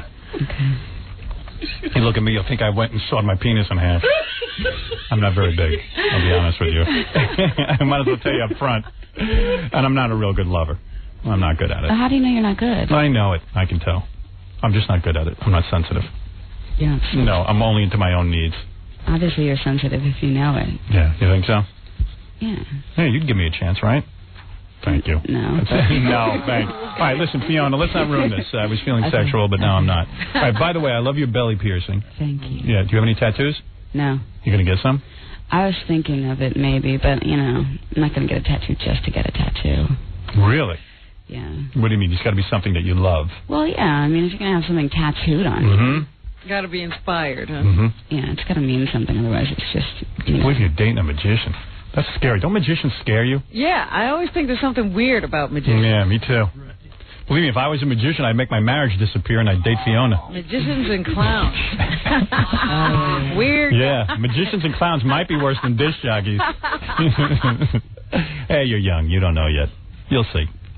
He'll do something weird. You come and see me when he does. Okay. Right.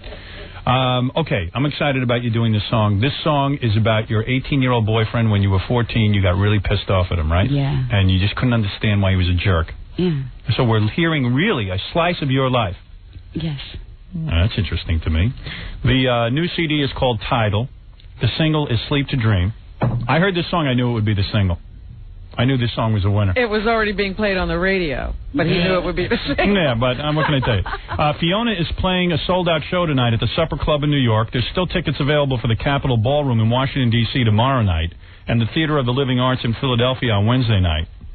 And, here, let me see if I can get this going. What? Wait, and Fiona's looking all pissed off. That's good. No, she's getting into it. Wait. Are you angry? No, Wait. I'm worried about my voice, man. Why? I heard you singing before. It's like 8 o'clock in the morning. Big deal. I heard you. You were fine. You're good. You look cute. I'm talking about your guitar player back She there. does look a little bit like Nancy Sirianni Martling, doesn't she? No, she don't. She looks 10 times better. Jackie's wife. You don't. Believe me. You look 10 times better. She does. She's reminiscent. Can I stare at you while you sing, or will you think that's weird? Is this stuff on? Is this, I can't tell if this is on or not. Well, we There's no can hear light. her, yeah. You can? You hear Fiona's microphone? Yeah. It's on? Okay. I shouldn't have touched this, huh? Are we cool, guys? I hope this works. Uh-oh. Don't. All right. You do your thing. This is called Sleep to Dream. I'll listen to the lyrics. Pretend like you're singing to me and I'm your boyfriend. All right? Okay. Your case, don't bother to explain. Don't even show me your face, it's a crime insane. Just go back to the rock from under which you came. Take the sorrow you gave and all the stakes you claim. And don't forget to blame. I got my feet on the ground and I don't go to sleep to dream. You got your head in the clouds and you're not at all what you seem. This mountain's body and this voice cannot be stifled by your deviant ways. So don't forget, but I thought you don't go wrong. I got my own hell to raise. I got my feet on the ground and I don't go to sleep to dream. You got your head in the clouds and I don't want to feel. This mountain's body and this voice cannot be stifled by your easy ways. So don't forget, but I thought you don't come around. I got my own heritage.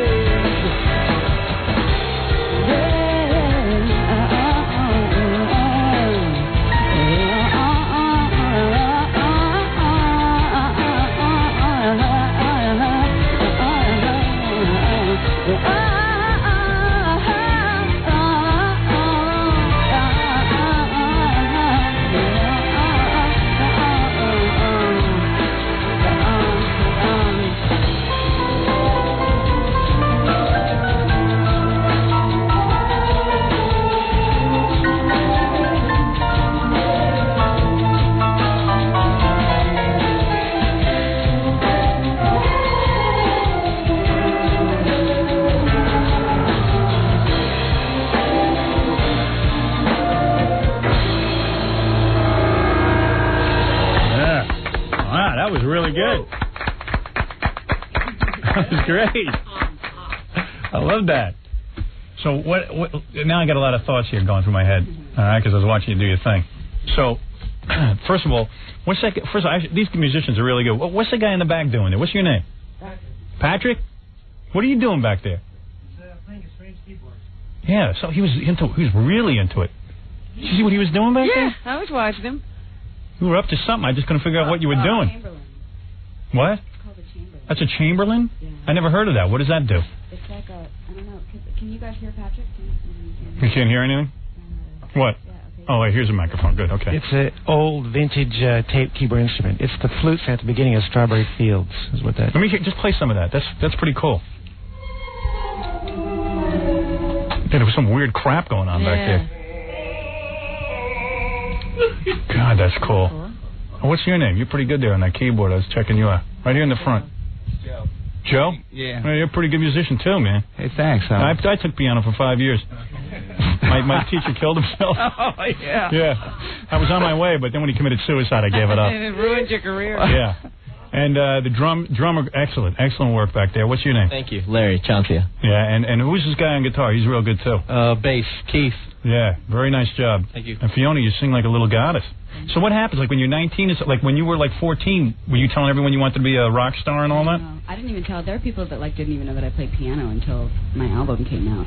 Really? I didn't even know that I was into music at all because it was like, you know. Give the microphone to Fiona. I can't hear anything on that one. The microphone's just good for singing. Yeah. Okay. Yeah, good. Yeah, because like I don't know, you know, it's like it's sacred to me. I don't want to be, you know, when you're 12 years old and you're writing songs that mean a lot to you, and you go and you tell people that you're writing songs, they think that you're like some little Debbie Gibson thing. Right. You know? Right. Yeah. And I was really not willing to have to. I don't want to like have to prove myself to people, you know. Right. And be like, no, I'm not stupid. They're nice songs and everything. So I just didn't tell anybody. You know. Like you know how like when you're up there singing and stuff, did you used to practice your moves in front of the mirror like guys do? No, and that's the thing. That's the thing about like how everything happened so fast for me and everything. Yeah. Like it's a big break on one hand, but then again, it's a big kick in the ass because it's like, you know, I had to develop my stage presence in front of everybody. It's not like I had, you know, it's lucky for me that I didn't have to like play in clubs for 9 years waiting for some A&R guy to come, but it's also unlucky because then I had to like do it in front of a million people. That's what I was thinking. You know, you're pretty good on stage. You're pretty poised. You're pretty poised. You know, I had to get up there at 19. I'd probably be doing a lot of goofy stuff. You're still stuff. not poised. Let me tell you. I'd be doing Robert Plant stuff. I'd be like, oh. to be posing and crap. We've seen you on stage. Yeah, right. You're not bored. You want to know something? People make fun of that. When I went up, I did this song with Rob Zombie on MTV.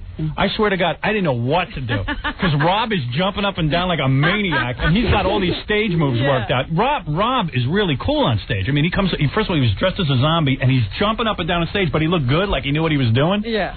Oh, I make an ass of myself on stage so much. Really? So much. When you try to do something, yeah, right? like fans will give me necklaces. This fan gave me a long necklace, and I wore it, and then I started like trying to like headbang and look cool and everything. I hit myself in the head with the necklace. See, that's when you're... And I like tried to step on a monitor, and I knocked the monitor over and like fell down on the stage. Yeah. But like I think that's cool, you know. People fall down all the time. You Yeah. know? It's like, what's a big deal? I get up and I say, okay. Yeah, so now, you know, that's funny you bringing that up, because the whole time I'm sitting there, Rob says, what we're going to do is the band will start playing the song, and at a certain point I'll say, let's go, and then we're going to run out on stage. And I went, oh, God, I know I'm going to trip. I know I'm going to fall. And I'm going to be like the biggest douchebag that ever was on MTV, because it's live. And I've never, like, sung a song on stage before. So, you know, in a serious way anyway, just like all our goofy song parodies and stuff. So, like, so he goes... but no one would expect you to do it in a serious way. Yeah, but I wanted to look like a rock star just for once in my life, you know, because it's a good song, and I didn't want to screw it up. So I figured my move would be I would stand there with the microphone and just do my lines. Like, I would be real cool. Like, you know, like some guys just stand there and like almost like Trent Reznor kind of just stands there. No movement whatsoever. Yeah, I figured I'll put the microphone up high and I'll look like, you know, this the whole time. So we start, and Rob is jumping around like a Mexican jumping bean, and I'm going, man, I'm looking a little stiff. So I start to move a little, and then I realize, uh-oh, anything I do looks bad. You know what I mean? Yeah, because if you move and you're insecure about it, it's going to show and you're going to look funny. Yeah, and then all of a sudden the big musical break, you know, like the musicians took over. Now I'm going, what do I do? Rob clearly is jumping around. He's pointing to kids in the audience and stuff, and I'm like, maybe I should point to some kids in the audience. So I got up there and I went, and I'm pointing at some kids in the audience. Now everybody's pointing at everybody else. I didn't know what I was doing. So it is difficult to all of a sudden get on stage and have a hit record, and then they say, well, get on stage. You've never done it before, right? Yeah. Like in high school, you never got up and started performing, did you? No, I never performed with, I never played with the band or anything. But even the singing, I mean, did you stand in your room and... No, and that's the thing, and I didn't even, like, when I went and I brought my tape in to Andy and everything, he said, the first thing he said to me was, well, you have a beautiful voice, first of all. And, I mean, I looked at my father like, I was so in shock. Right. Because my family, they sing, my mom and my sister sing, but they both have, like, really kind of operatic kind of voices. Yeah. And if you grow up with a voice like mine and you're listening to these, like, woo, you know, you're going to feel like your voice isn't, you know, you've got like a deep, husky, kind of soulful voice. Yeah, kind of. You kind of sing like a black woman. And I was wondering, you know, because when she starts doing that moaning, that what's going through your head when you do Sex. that? Sexy powered.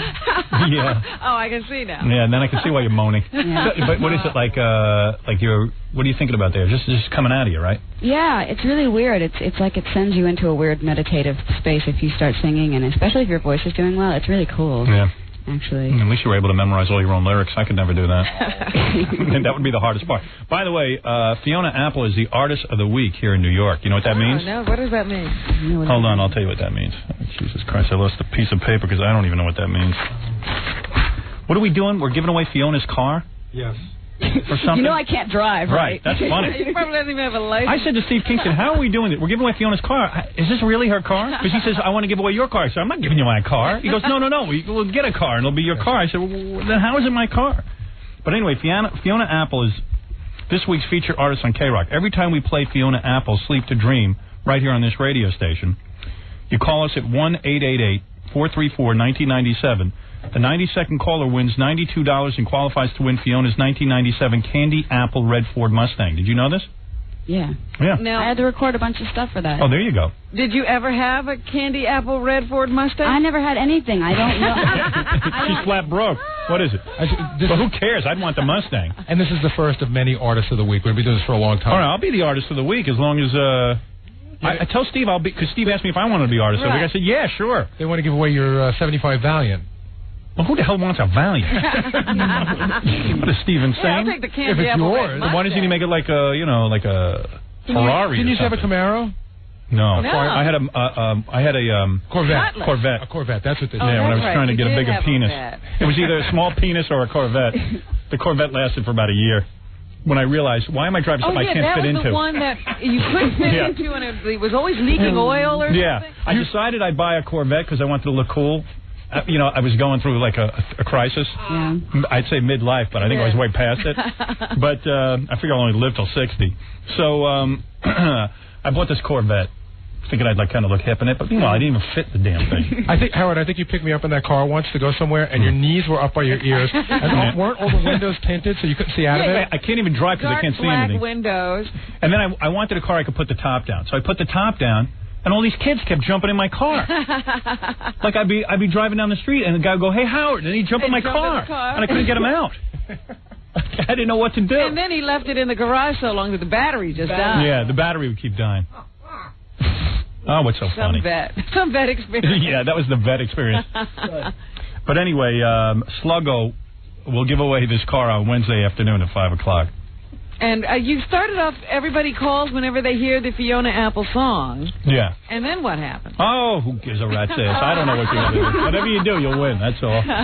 What Not even her car. What? If you call in and you get picked, you win $92, and then you register to win. Right. All right. Whatever. Believe me, it's a damn good contest. I don't see any other radio station giving you a Mustang. So go. That's all.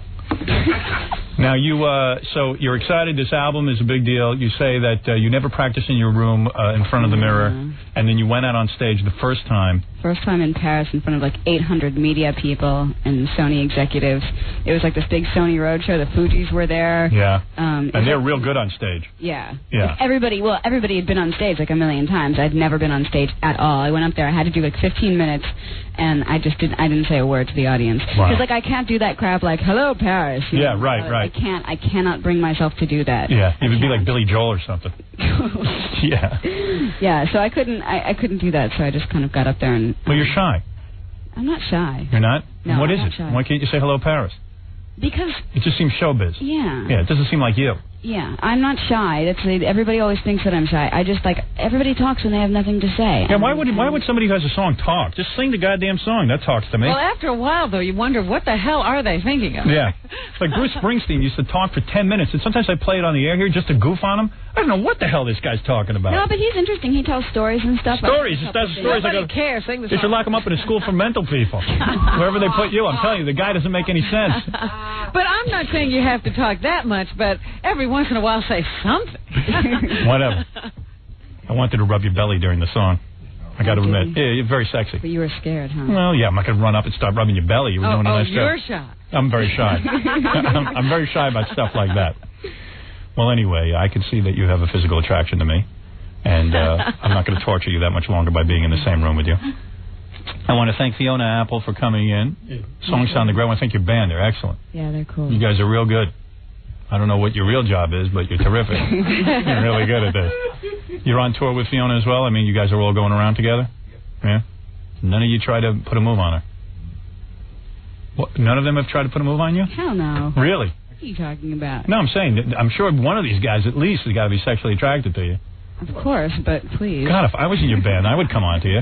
You wouldn't even be able to play. I'd be completely... If you were in my band? Yeah, I'd be totally aroused during the whole performance. They are. It keeps them awake. Yeah, man. You look cute. Real cute. What do? You work out? Yeah. What do? What kind of working out? I just go to hotel gyms most of the time. And what do? You run on the treadmill? Yeah, treadmill, Stairmaster. And you ever wear a dress in concert, or you just wear pants? I don't wear dresses ever. Why? Because I don't like to. Really? I think you look cute in a little skirt. No. With just like a pair of candies? No, I'm really self-conscious about that stuff. With your legs? Yeah. Well, you don't have good legs? No, I have fine legs, but Really? I just don't like wearing skirts. You're not self-conscious about your stomach, but you're self-conscious about skirts? Yeah. It's like an Indian thing. All right. I'm going to lock you back up in that home. You're losing me on this one. All right, good luck to you and that magician you're seeing. Guy's a loser. Oh, yeah, I'd like to meet him. Yeah. And, hey, didn't you used to date Lenny Kravitz? Someone told me that. No. You never did? No, we were friends. Oh, you're just friends? Yeah. Yeah. Stay away from him. All right? No, he's nice. Nice guy, but big womanizer. You know what I'm saying? Yeah, but, okay, I can't be womanized. Oh, you're sure you can? No, I can't. Why? What do you mean? Because I have self-respect. Somebody can disrespect me, but doesn't mean that I'm disrespected if I have respect for myself. So I can't be womanized. You go out with me, you'll be womanized. Okay. Trust me. You'll have no self-respect after that. Okay. I'm just kidding. Fiona Apple, you're really great. I think you're going to be doing big things. Okay. Unlike Jackie the Joke Man, who's not doing anything. And congratulations to you and your band, and of course everybody go out and buy the Fiona Apple album. And this song sounded great. Thanks for doing that for us. We'll take a break. We'll be back right after these words. We'll be back with the Howard Stern Show. Don't go away. 97.1 The Eagle. This is the Howard Stern Show. There he is, Rob Zombie, and that recording artist known as Howard Stern, formerly known as Howard Stern.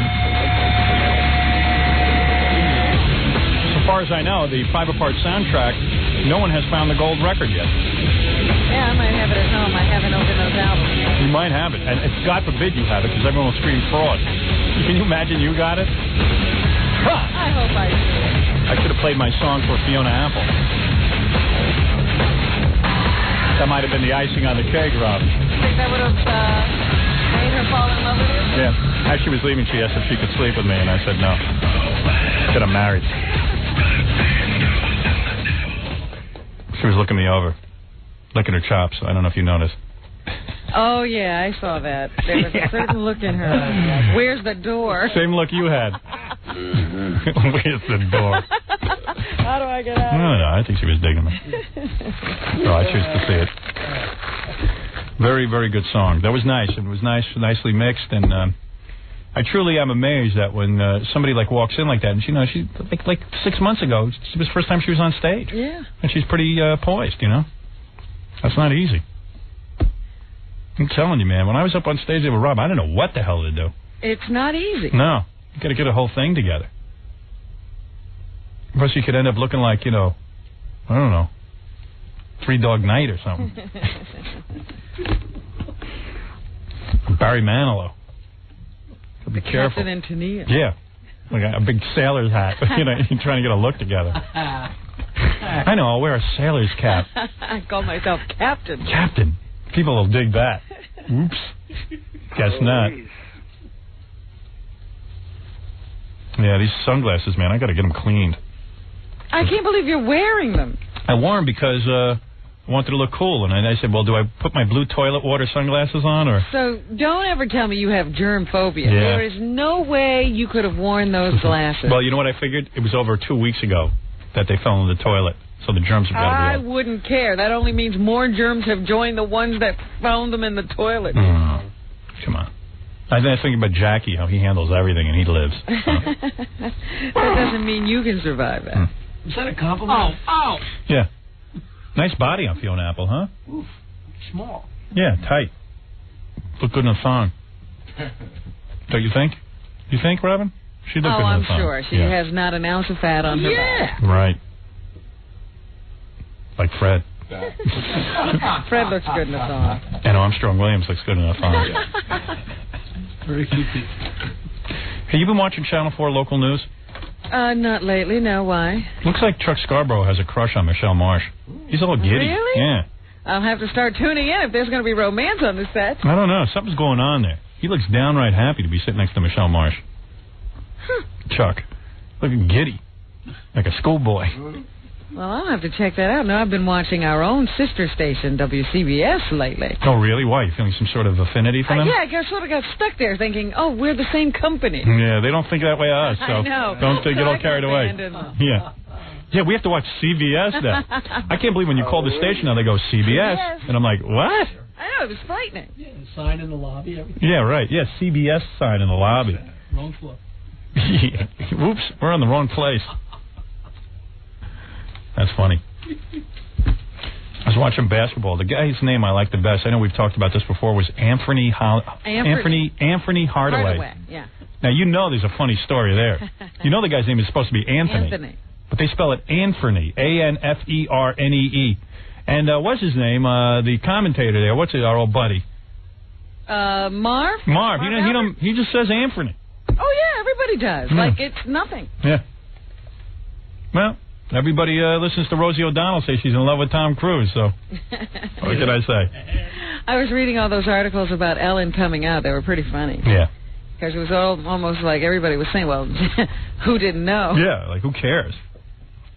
You know? And then of course, the big debate in Hollywood is, is this good for a career or bad for a career? Bad. Or now is this what everybody is going to do? You'll have heterosexual people coming out as gay because it's good. Well, I declared I'm gay if it gets more ratings. But even, I read somebody was making the same point I made about a month ago. They were saying, hey, she ain't brave. She came out only because of low ratings, period. In fact, for years, she was going around with a heterosexual show. The whole show was about her trying to date guys and trying to get a boyfriend. And, And that's basically why the show didn't work. Yeah, and the show sucked. It was boring. It was terrible. No one believed it. Everyone could see she was a dyke. 6-year-olds could see it. 6-year-olds were saying, dyke. Yeah, dyke. And then, what? She made a movie, too. Yeah, Wrong, Mr. Right or something? Yeah, and then all of a sudden the whole career, they were about to end everything, and then she said, okay, I'm afraid.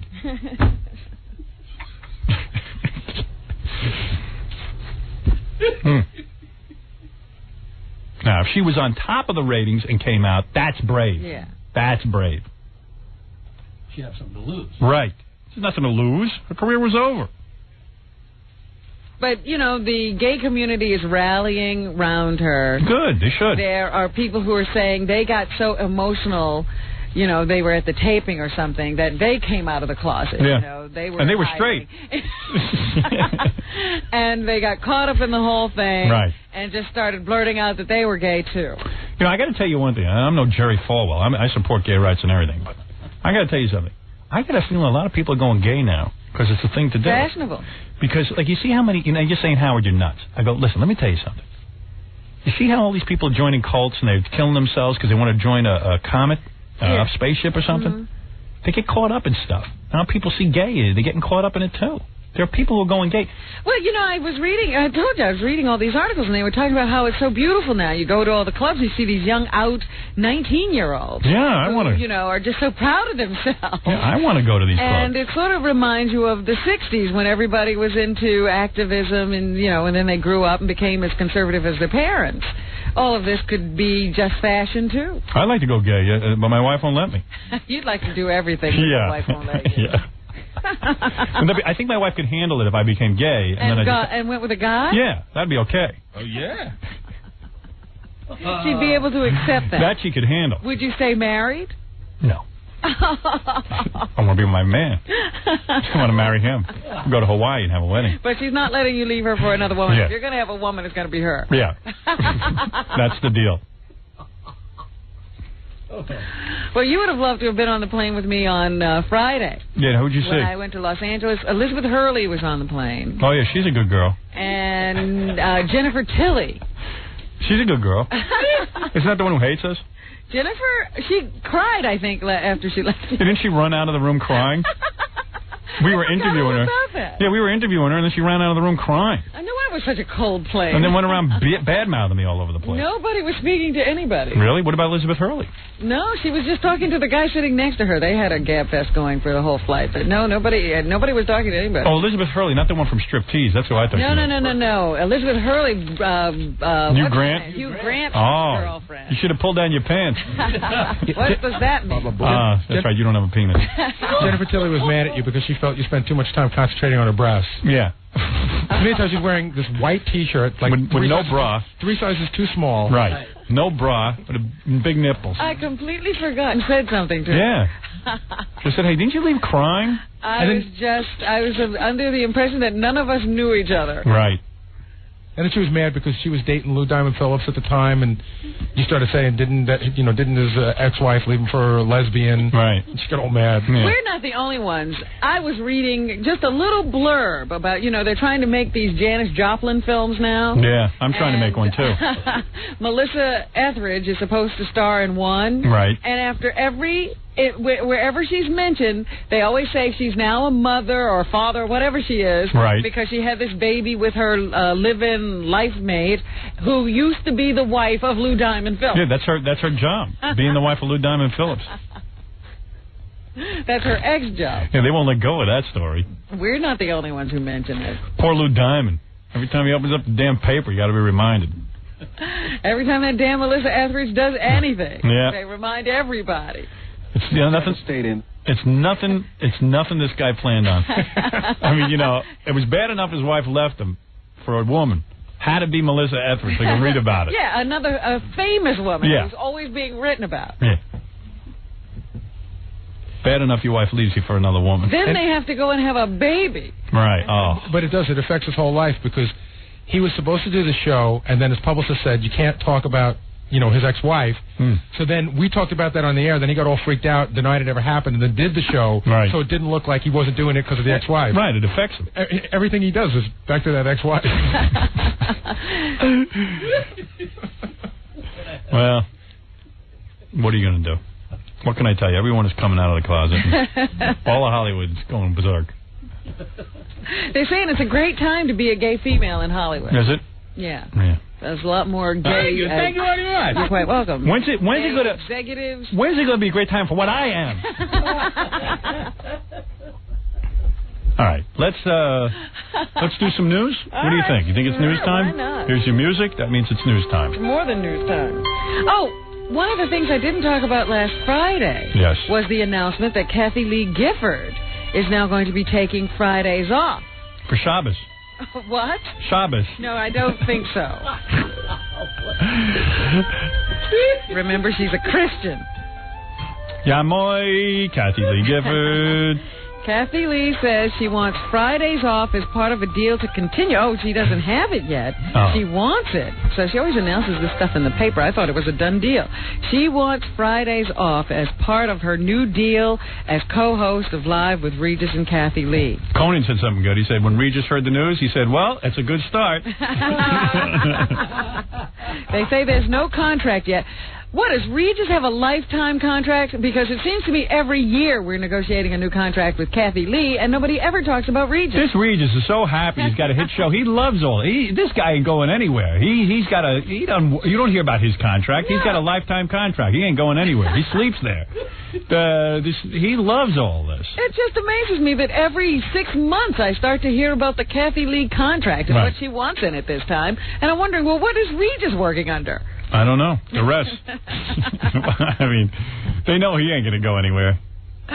No new contract yet, but negotiations are going well, according to a source. Oh, good. Thank God. Good. Of course, all the world is talking about our newest hero, Tiger Woods.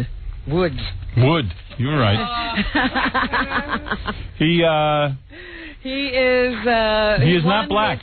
First Masters golf tournament, and the first someone of color, not the Caucasian race, right, to ever win that tournament. Right. We are still trying to determine exactly what his race is. I believe he's Chinese. That's my theory.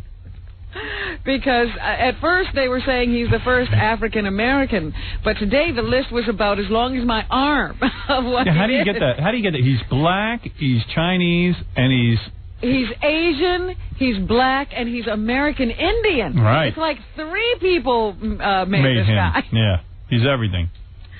So anyway, Tiger Woods making history in a number of ways. Not only did he win and is the first person, a non-white person, to win the Masters, but he won it by the largest margin.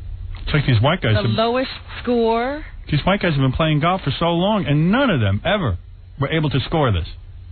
Ever. And evidently he hits the ball so far on the first tee off, or whatever the hell they call it. I could care less about golf. Golf is for idiots. But he hits the ball so far that if it's a par 5, he's already almost in the hole by the first shot. Right. He has to hit it far less than any other golfer in order to get it in, and nobody can keep up with him in that. And you have to say, well, where were these white guys? They play every day. They were slacking off. Right. Because there was no competition. They said, why should we work hard? Now they're all being left in the dust. I think the villain in all of this, is the father. The villain? Yes. Why is there a villain? Oh, wait, you'll see. This is a happy story. No, you'll see. That Tiger Woods, he's going to be like that Andre Agassi. You think he's going to spin out of control for a while? Oh, yeah. And then hit a slump like Andre. You know, first he was winning. Then all of a sudden, you know, he wants to play and party and not be so focused on his sport. Right. Go off and have a good time for a while. Yep. And then all of a sudden, after he's lost some of his skills, then he wants to cut his hair and rededicate himself to his game. Exactly. That's right. I have 2 words for you. Gary Coleman. Same thing. Gary Coleman. Right. Never had a childhood and then went wild. Maybe Michael Jackson. But whatever. But the father, you always, I don't know. You'll always, I see an analogy there. I believe that this Tiger Woods, with a big smile every minute, has a lot of pain. This father, every minute the commentator's going, tough love, tough love. You know what tough love means? Lousy father. And he's thanking the father every minute because he's still under the father's thumb. But if he's smart, he'll hold on to his money, not hand it over to his old man. And you'll start to see that this Tiger Woods is hostile to his father. And he will, like Andre Agassi, he will lose his eye of the tiger, pardon the pun, and he will go off the deep end. Well, it's just funny to me, you know, every article has to mention his father prominently. The Daily News starts off an article this morning by saying Tiger Woods' father once said that the golfing phenom would change the course of humanity.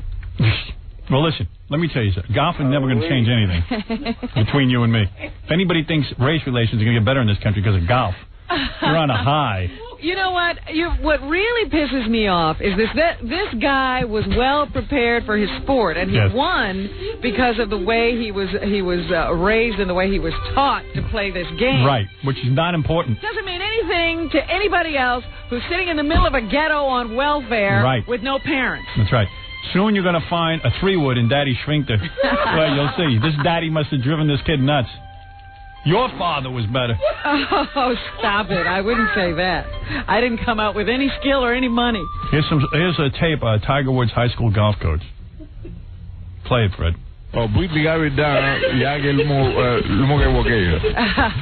There's proof. Who's that supposed to be? Tiger Woods high school golf coach. Oh, dear. Anyway, here is Tiger Woods. Oh, you have tape of him.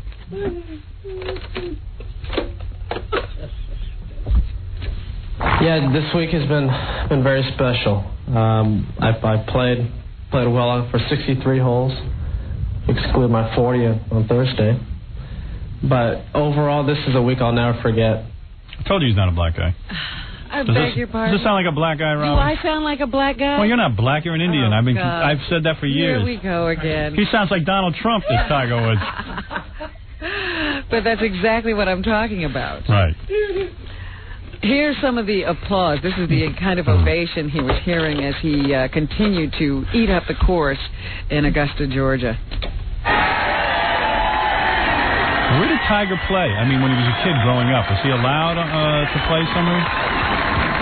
I really don't know that much about him. I mean, he was an amateur and he played all over the place. So, you know, and by the time he got to the point where he was playing, there were a lot of black players who had come before him. I see.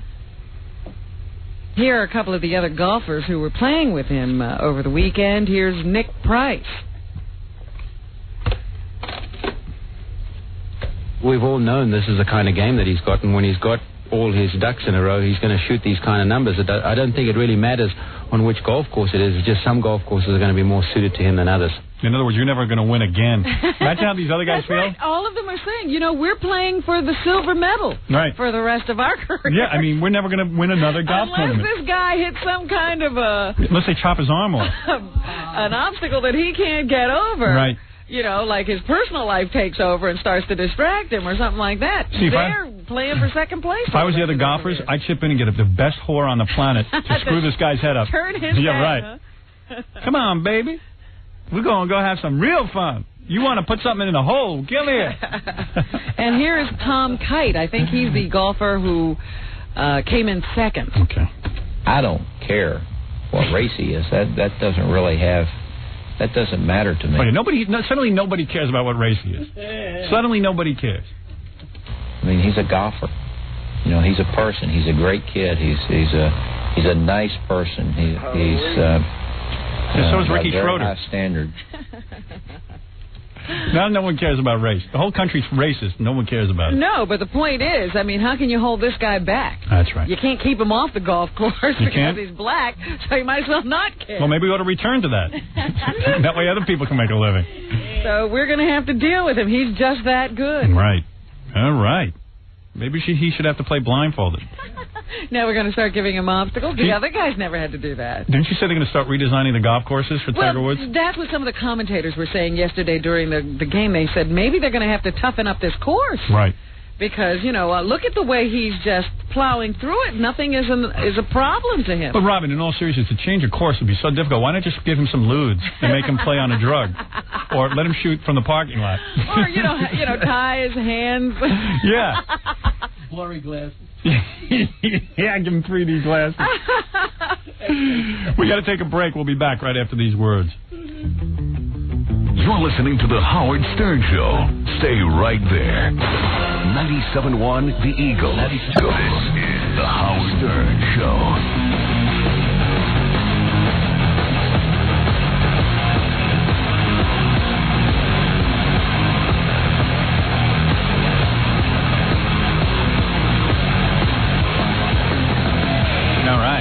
What is it?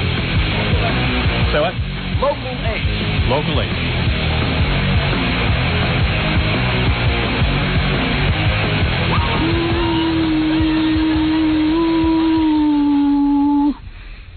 We were in the news, Robin. That's right, Howard. I was talking about Tiger Woods, the young man and he's the youngest man who ever won a Masters tournament at 21. Only because I never took up golf. I think I would have been great at it. Yeah, the great athlete that you are. I was watching it on TV. It didn't look that hard. You know, I think you and I ought to get into some golf. You know what? I'll challenge you to a golf match. Oh, man. Let's skip that one. Yeah. Have you ever played it? No. Me neither. I don't think I've ever actually played it. I don't think I've ever held a club in my hand. Except for that cardboard one that Tom made. I would have to agree with that. I don't think I have either. You think you're better at it than me? I don't say I could be any worse. You've never done it. But don't I have all that male upper body strength? No. Oh, no. We'll need a golf outfits, Robin. You're going to get into those knickers? Yeah, knickers and that big beret. Those floppy sweaters. We should go golfing. Let's see what it's about. Argyle socks. Let's do it. All right. We used to be able to say we golf like black people, but now you can't say that anymore. There's 4 of us. Right. I would love to do that. Do you ever play? I played once. I teed off in front of about 200 people and completely missed the ball. My father laughed at me and I cursed him out for 18 Let me tell you, when they Let's go. Did you see, because the people were standing so close to where he was hitting the ball. I said, they are so brave. They trust him, man. That ball could go anywhere and hit that hard. It could really hurt you.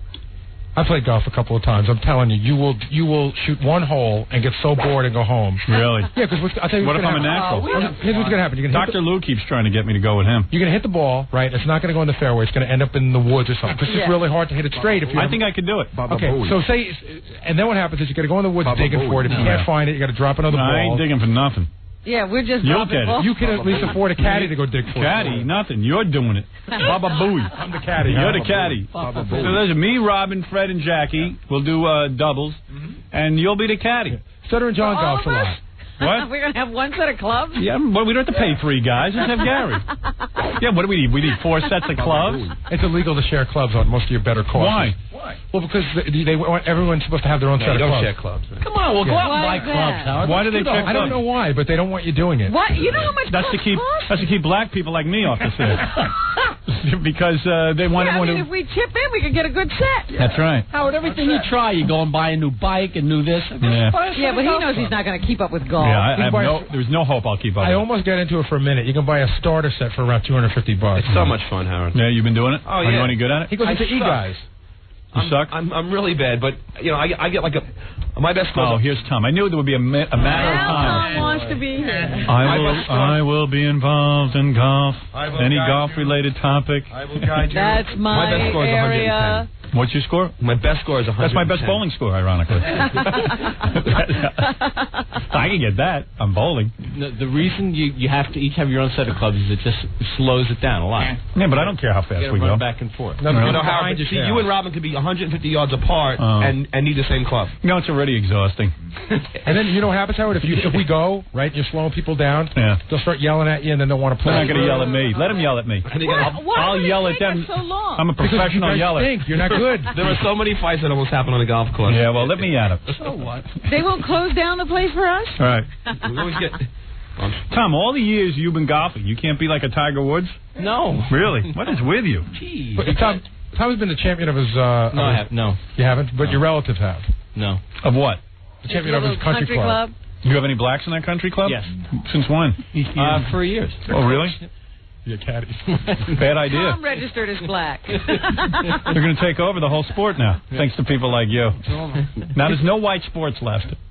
What are you going to do? What are you going to do? Weren't you shocked to find out, like they said, the first black golfer in the PGA was 1975, which Right. seemed a little late. Yeah. But Augusta, where they do the Masters, the first black member of that golf club was only in 1990. Yeah, they just let a guy. It's Augusta. What do you expect? Right. That became a whole bone of contention that they wouldn't have tournaments at clubs that didn't have black members. Right. They found one. They found Right. one guy.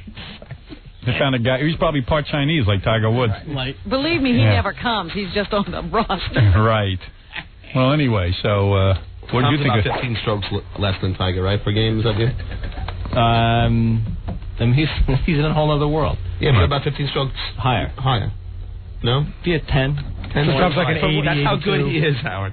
Tom's real good. Yeah, you say. Tom's only 10 strokes higher than a Tiger Woods game. So you're not even you're not that far away from Tiger Woods. He wasn't playing that course. Around. That would be 40 shots.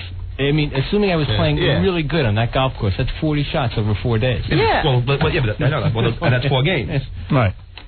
So you're saying if you played a game with Tiger Woods, you would only lose by like 10 points? Yeah. No, he's saying 10 40. points per round. He'd 40 for the tournament. He'd have to give me probably 10 shots for each 18 holes. Oh, And that's he'd not that still beat different. That's a lot. Yeah. And he Oh, it is? Yeah, and he still wins. Yeah. 10 shots sounds like what it'll take me to just get like to the first hole. It takes me sometimes Yeah. 12 Par strokes. means nothing to One- us. one guy I'm here- not going with his a par. I was watching one guy yesterday that had been doing really well, and then they were showing him, and this guy is a professional golfer. He's in Augusta, Georgia. He's in a tournament. And what did that guy get on that one hole? Made it 10. Yeah, 10 on one hole. I was watching that golf game, and to me, the whole secret is just staying loose. Like, if you're going to tense up when you swing, you know, that first swing, Well, that's what happened to that Constantino Rocca. yeah, that's He all started over. tensing up. What I'm going to do when I get out there is just stay loose. Hit it loose. Like Tiger Woods. This I got to see. Yeah, I'm going to do Have it. you ever seen such an easy golf swing? That's though? how I'm Man, gonna do boy, it. did he make Howard, it look relaxed. can you hit a ball with a wedge, right? Sure. And get it to go on the green and put enough spin on it so that it lands past the hole and then rolls back. Yeah, I think I could. Yeah, I think I could. I think I could do it. But Well, the place where the club I gave. right. the place where the E-Guys golf, so the place would close down the golf course. Yeah, that's the way I play We'll golf. need the whole day. Yeah, I don't want to be disturbed by other patrons. But Howard, do you know the difference between like when I play? Well, you know why you would use a 3-iron and why you would use a 9? Doesn't matter. not. Yeah, who But this cares? was the caddy's job. I'll tell you why. Yeah, why do I need to know? Just hand me the right club and I'll hit it. I'm like a caveman. You know what? What was that Kevin Costner film? Tin Cup. Tin Cup. You know, he's going to be our Cheech man. Yeah. Right. I look like Cheech. We're going to need a helicopter, though, to spot our balls. Use orange balls. Yes. Use orange balls. Yeah. Could the police help us out? I'll bring my night vision goggles in case we run into evening hours. Loan us a helicopter. But I want to wear the outfits and everything. I see you in +4s. That would be so funny. And what? +4s. What's that's that? What they call, that's Are you the, doing golf jokes? No, that's the What? No. Those are that's what that's The Knickers? knickers are called Yeah. This is +4s? Howard. This is one golfer. Like most golfers are finally coming to the 20th century, but there's this one guy. I can't remember. Payne Stewart. Payne Stewart. He insists on wearing those clothes still. He gets wears paid big money to He wears wear the cap with the big ball on top of I it. love that. Yeah. I would wear Like that. Ralph Sampson. Right. You get those funny-looking golf shoes with those little All of them are Tassels. tassels and all that stuff. Yeah, I'll wear those. I'm not embarrassed. I like it. I want to be in the full golf uniform. Full regalia. Full regalia. We can get there, and I think I'd like to host. Yeah, well, you're not going to be there, number one. And number two, you can go sit in your office and do some work. Yeah, right. Howard, no, I once played in a tournament where scores girls, were the caddies. Really? Yeah, and they would Oh, I saw this. I know what they do. They would get by the hole, don't know if how can I say I know it's the girls. What about girls in a hole? Here's what happened. You know where the hole is, right? Right. I know where the hole is. Flag.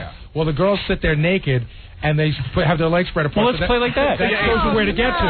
Oh, I would do that. The score's tournament. Sure you are. What else? What do you care? Just concentrate on your game. I want to be able to look to where I'm going to have to hit the ball. Yeah, well, I don't. We'll get your guy naked. We'll get you a naked guy. Right. I was with some guys yesterday who were talking about the scores tournament. It was great, Howard. Really? Oh, yeah. I mean, It's a big tournament. The girls sit at the hole with their legs spread? Yeah.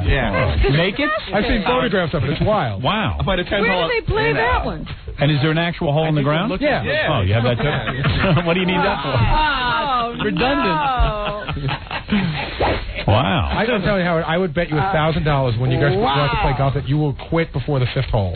You just hate it. I know, I'll hate it. Because it'll be frustrating. Unless you're really, it's frustrating. Episode. It's like tennis, though. If you don't know how to play, it's boring. You know what I'm saying? You got to have a certain skill level. But I'll play it. Come on, we're going out to find out what Well, let's do 9 holes, because 9 holes you probably would be able to... What's we, white man? Yeah, who said you were invited? Yeah, who said you're invited? I got 2 sets of clubs. Really? All right, you're invited. You might want to go to the driving range, Howard. Yeah. We'll kill him and take his club. You might want to go to the driving range and practice a little bit so that at least when you get to the course it won't be totally boring. Nah, I don't want to practice. That would drive John. We want to know what we would... Really? Yeah. Thank They're you. longer and everything. Starter set? Yeah. A long for tall people? Yeah. Good. I need that. We want to find out just where we are right now. Right. I want to have my skill level assessed. That's right. We want to see our natural ability. Yeah. I'd like to my first time to be with a TV crew, and it is so hard, Howard. Is it really? I don't see it as being that hard. It is so hard. Yeah? It's hard to get the ball going straight. Yeah, I don't think I'll have a difficult. I'm sure I'll not even be able to hit the ball. Yeah, me neither. How far can you hit the ball on that first thing? Well, I can hit it at like 150 yards. Really? But I've been playing for like... What does that mean to me? Is that good? Well, Tiger hits it like twice that. He hits it 320. Yeah. Well, that sounds pretty good. 150 for a guy like John. Yeah, but that means that it takes John twice as much or more to get to the hole. What if we get out there and it turns out I am one of the greatest golfers that ever lived? We're going on the tour. So I do like Tiger Woods. Yeah, we have to go on a tour. The natural. Can you imagine? The natural at golf. How do we know I'm not? Well, that's what we're going to find out. Because you play a bunch of other sports. Yeah, but that don't mean anything. Ask Tiger Woods to play me one-on-one. I bet I kick his ass. Basketball. All right. So now we're going to play golf. Just to remind everyone, Tiger Woods, it turns out, is not all black. He is also Chinese. Thailand. No. Thailand. Asian is what it is, Howard. Right, same thing. African American, Asian, and American Indian. I don't know how that creeped in there. So he's not Jackie Robinson. Thank you. We only needed one Jackie Robinson. Right. Frankly. We're looking for another one. Tiger Woods was named among the 25 most influential Americans by Time magazine for 1997. And they... For hitting a ball. I'm very shocked that you are not on this list. No, I'm never on any list. Oh, yes, you are, but you didn't make this one. And Jay Leno didn't make the list in Entertainment Weekly of the funniest people in America. What's that kind of... Is that an oversight? I guess he's not funny. Devastating. Well, he's not among the first 50 or however many they named. Every talk show host was named except for Jay Leno. Yeah. Conan, David Letterman. Rosie O'Donnell, she was way up on the list. I mean, come on. Rosie O'Donnell hasn't done anything funny yet. Tell me Jay Leno's not funny? Jay is telling everyone, meanwhile, that he's number 51. He's almost on the list. I swear. Well, you were number 28. Oh, yeah. Well, I'm very funny. Just me. But, people on the list are Rosie O'Donnell on the Time list. I got to tell you something. Being on this Entertainment Weekly list has changed my life. Has it? Oh, yeah. People are calling. They want me for everything now. Really? Yeah, because I'm the 28th funniest guy in America. It's unbelievable. They all want to do articles on you. Oh, everyone wants me now. It's really the greatest thing. This Entertainment Weekly has such clout. I can't tell you these. They come out with a list every week. Yeah, every week is a different list. And half the magazine is a list. And I got to tell you something.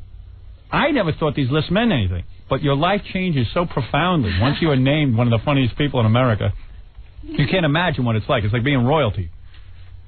Well, Last week, surprised. I was the 42nd best gardener, and no one paid attention. But now I am 28 on the funny list. Thank you. And everybody's paying attention. Oh, everyone loves me.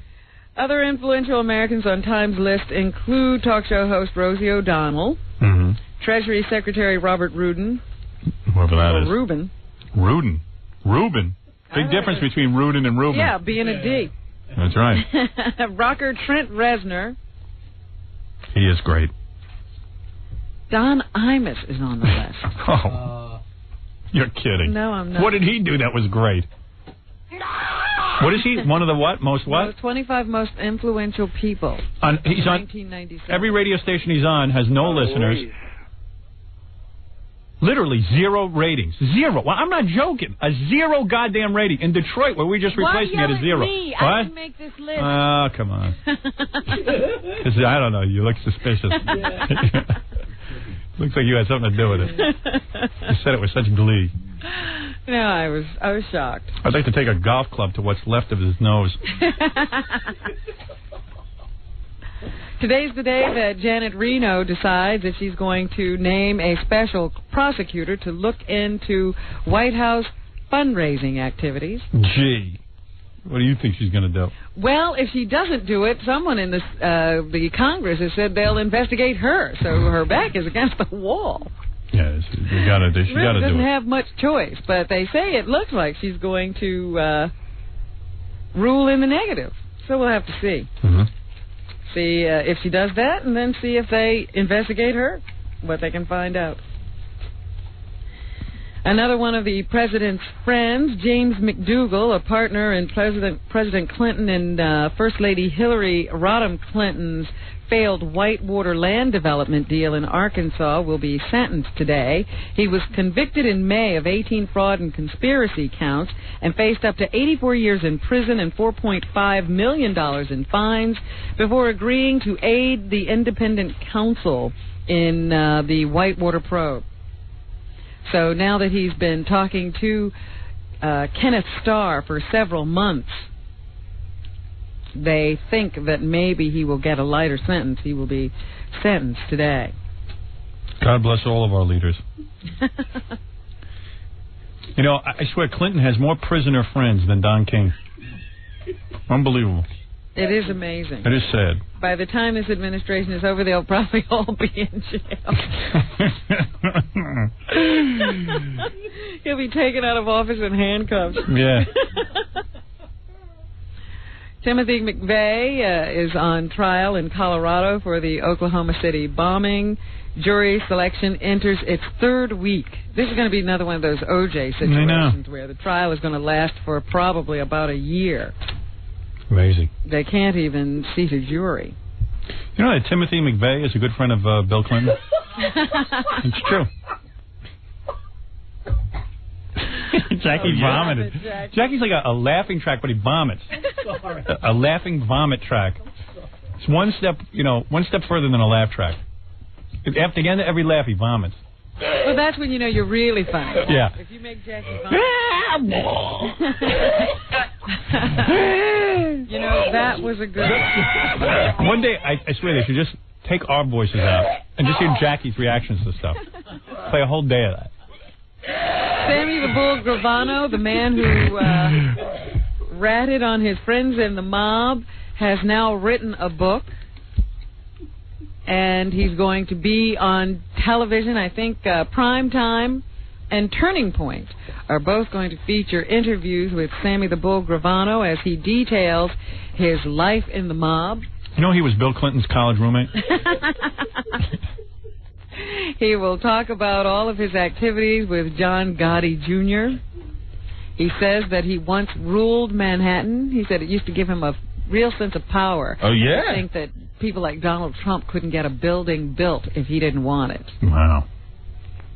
He looks at Manhattan and says, I used to own that. Yeah, so did the Indians. They all lost it, and so did you. Right. Anyway, he says that he's a hero, not a rat. He says, I ratted on the bad guys, and now people treat me like I'm the scum of the earth, and John Gotti is still a hero. He considers John Gotti the reason that the mob is so weak today. Yeah, well, listen, he didn't do anything noble. He only ratted him out because he got caught. Well, he's not a noble guy. Right.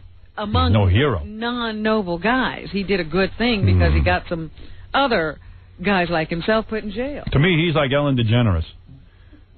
That's all. Yeah, well, his back was against the wall when Right. he decided to talk. It wasn't like he turned himself in before he killed anybody. Same with Ellen. Her back was against the wall. The tabloids were all over her. Her ratings were low, and she came out of the closet. And let me tell you something. He's more feminine than her. Well, he's had a little work. Yeah. In all fairness. Helen's natural. You're bringing me back to something I meant to mention before. Remember when Chastity Bono was trying to have a music career? Very, very much. I was very much behind her music career. Yeah. I never heard music like and that. And now she's a gay activist. Yes. Well, you tell me what happened there. Her music career went nowhere, and so she decided to be a gay activist. I thought that was pretty funny. All of a sudden, she was a gay activist. Notice when she was organization, and they go to her for comments. No, when she was having the music career, she wasn't talking about being gay. Yeah, she wasn't gay either. We were trying to cover that up. See, it's only when you fail that it's okay to be gay. Right. I was gay before all this, and I'll be gay long after. They say that the smell of freshly brewed coffee releases powerful antioxidants believed to help prevent cancer. That is a lie. I know it. Why would you say that? I don't believe it. That's all. They can say it all they want. Takayoki Yeah. Shibumoto Right. says it's not enough just to smell the coffee, though. The compounds escape into the air quickly, so he says you need to drink the beverage within 20 minutes after it's brewed. I never heard of such nonsense. Coffee? The smell of coffee gets rid of cancer? Get out of here. It's still hypothetical. You know, Steve Much McQueen more research is needed. Put coffee up his buttocks, and he still couldn't get rid of his cancer? Maybe the smell couldn't get through. I don't know. I don't believe it, by the way. Every day you see reports. I'm just telling you what one University of California Davis researcher says. That sounds absurd. It's always in California. Yeah, it's always in California, and the guy's name you can't pronounce. You know, if that's true, people at Starbucks would live for hundreds of years. Well, we'll wait and see. Yeah, well, we'll see. We'll just see.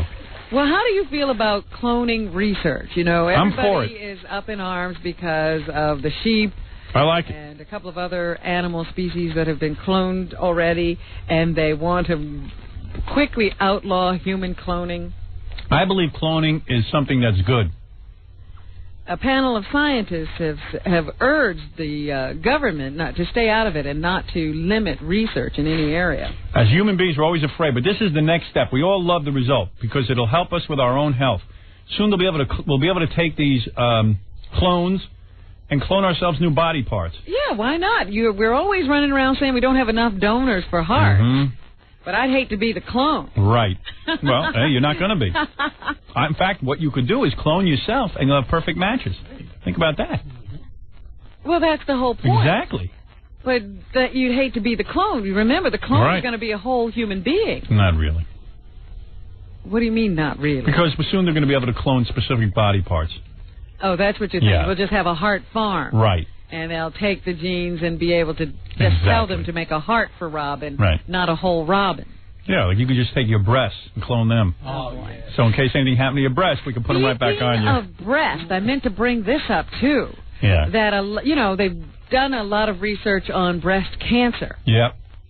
And they have determined, some genetic factors, and now they can test certain women to determine if they are more prone to get breast cancer if they have a history of it in their family. And a lot of these women are voluntarily having their breasts removed. Why? Rather than waiting to get cancer. Oh, that is sick. They're having their breasts removed? Yeah. They don't even know if they're ever going to get cancer? No, they don't know if they're going to get the disease, but when the test results come back and they say, yes, you've got whatever factors would make it probable, they say, well, then maybe just take off my breast. And that's supposed to lower the incidence of breast cancer. And what do they get, implants? I don't know. I just heard that they were having their breasts removed. Wow. I thought that was interesting. Well, see, there's where cloning would be good. They could clone their own breasts or clone somebody's breasts. Yeah, I don't think you want breasts sewn on. Why not? On this program this morning, So, well, then you could have my breast. Right. Get a clone and you can put them on your chest. I could feel myself up all day. I could clone your vagina. I'd like to have some fun with that. As long as it's not me. Just the clone. Pass it around. On this program, stop grinning, Jackie. Good Lord. He's so happy. Look on his face. He likes that, right? Over there. I was scared about it. Yeah, I like that one. It's dirty. On this program this morning, Governor Christy Todd Whitman proclaimed that she's ready to kick off another election campaign. She's running for re-election. Did that hit the newspapers already? It's on the wire. That she announced on our show? No, it doesn't. They never give us credit. Bastards. So anyway, she's running again, kicking off that campaign today, announcing it here on our airwaves. Nude? No, she was not nude. About 500 people have turned out today in Philadelphia. What is happening in our city of brotherly love? It's in response to the beating of a black family by a mob of white men in February. I told you this Tiger Woods thing was going to set off a reaction. Stop it. Don't be ridiculous. That happened in February. Oh, really?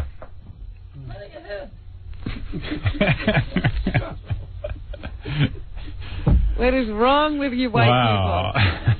Beating up a whole family. Well, that's wrong. Can't do that. Meanwhile, a month later, 2 black men shot and killed a white teenager during a drugstore robbery in the same area. Wow. Dozens of police officers are on hand for today's protest involving a mostly black crowd.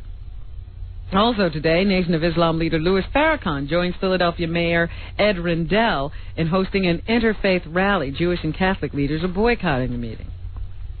Oh. Absolutely. In a related story, did you see in Chicago? Yes. 2 Polish guys beat up a black mannequin. And all hell broke loose in that town. Here's one party you're not invited to. Right. About 1,000 members of Mensa in southeast Michigan are expected to attend a convention next month in Warren. Yes. Mensa is a social club for folks who score in the top 2% on intelligence tests. I was a member, but I dropped out because all the chicks were ugly. No hot chicks with high IQs. An organizer told the Detroit Free Press that the group doesn't take itself too seriously. Asked why not all Mensa members are as rich as they are intelligent, he said, he's rich, just not in the way stupid people think you should be. Right. There you go. The Air Force seems to be losing hope of finding Captain Craig Button alive. He's the guy who was in that A-10 Thunderbolt jet that disappeared. Yes. On April 2nd. They are having trouble with their search because of the weather, but now they are back at it today. Yeah, what's going on with that? They said that he intentionally... What was a suicide now? Well, they're not sure. No. There's speculation that it might have been a suicide situation, but now they're saying that people who talked to him just prior to him taking off found him to be okay, and there was no indication that he was depressed or planning some suicide mission. They used radar in a ground search yesterday, and that allowed the Air Force to rule out 4 potential crash sites. Search teams will check 4 other sites today. I see. So we don't know what happened there. The Shroud of Turin ran into a little bit of trouble again. Repairs will begin immediately on the burned cathedral that housed the Shroud of Turin. The mayor of the Italian city says quick work is needed to protect the cathedral's interior in case it rains. That's what I wanted you to wear to the premiere. The Shroud of Turin? Yeah, I couldn't get it for you. I tried. Is that the one where Jesus' face is on there? They think his whole body is sort of outlined there. A fire that began late Friday badly damaged San Giovanni Cathedral and the nearby Royal Palace. A firefighter sledgehammered his way through a bulletproof glass to rescue the shroud from burning in the cathedral. Wow. Brave man. Yeah, so that is believed to have been the burial cloth of Christ. It was almost destroyed by fire, but was saved. Probably isn't the burial cloth of Christ, and some guy risked his life for a tablecloth. A 22-year-old Brooklyn man is in custody. Police say he attacked a woman with a hammer in a hospital emergency room. Antonio Bermudez is charged with second-degree assault and menacing after his arrest on Saturday. Police say the victim had accompanied a friend to the emergency room of a hospital in Brooklyn's Park Slope section. Doctors there were treating the friend's son for flu. Bermudez, who is the child's father, entered the emergency room around 10 that night, became involved in a dispute with the victim, and then struck her in the face with a hammer before fleeing. The woman was treated for her injuries at the hospital and released later that night. Wow. Just trying to do a neighbor a favor. And finally this morning... Yeah. Before I get to finally, the Bulls will not be repeating their last year record of 72 wins and 10 losses after a loss yesterday. To Detroit. To the Detroit Pistons. I watched it. Was close. Was it close? What happened? Oh, no, that was the Lakers game. But yeah, Detroit kicked the... Oh, it was a blowout. That's right. Yeah. For a while. But I think that the final score was pretty close. Yeah. The Lakers game was good. But I couldn't watch that. I was too busy with golf. I saw the aftermath on the sports shows last night. 199 was the final score. Lakers had 100, Jazz had 99? I don't remember who won. No, because I know Shaquille O'Neal. Yeah. They gave him the ball last, and he sank the winning basket. Something like that. I don't even remember. You were watching the game. I was watching a lot of stuff all at once. A group of scientists in San Francisco told a conference this weekend that many animals have elaborate language that they use to identify food and distinguish between threats. You thought animals weren't talking to each other. And this animal talk is also used to lie. Wow. Yes, they can be deceitful, especially for sex. You know how upsetting it is to hear that animals can talk to one another and I still can't talk to Fred? But can you imagine animals lying for sex? Wow. They say the vervet monkey in How else would they get Africa has been observed calling out the vervet sound for food to draw females. The female monkeys rush to their side only to discover food is a twig or a leaf. And then the male monkey gets to have sex. And he jumps on top of them. Yeah. This is like rape. It's not consenting, is it? No. They're coming out for food. Wow. And look how even in the animal kingdom, guys can't get laid. Look at you. You're frowning like, oh, I'm so disgusted with men of all species. Yeah, I mean, yeah. Like you have to just like rape. So wrong. Big frog.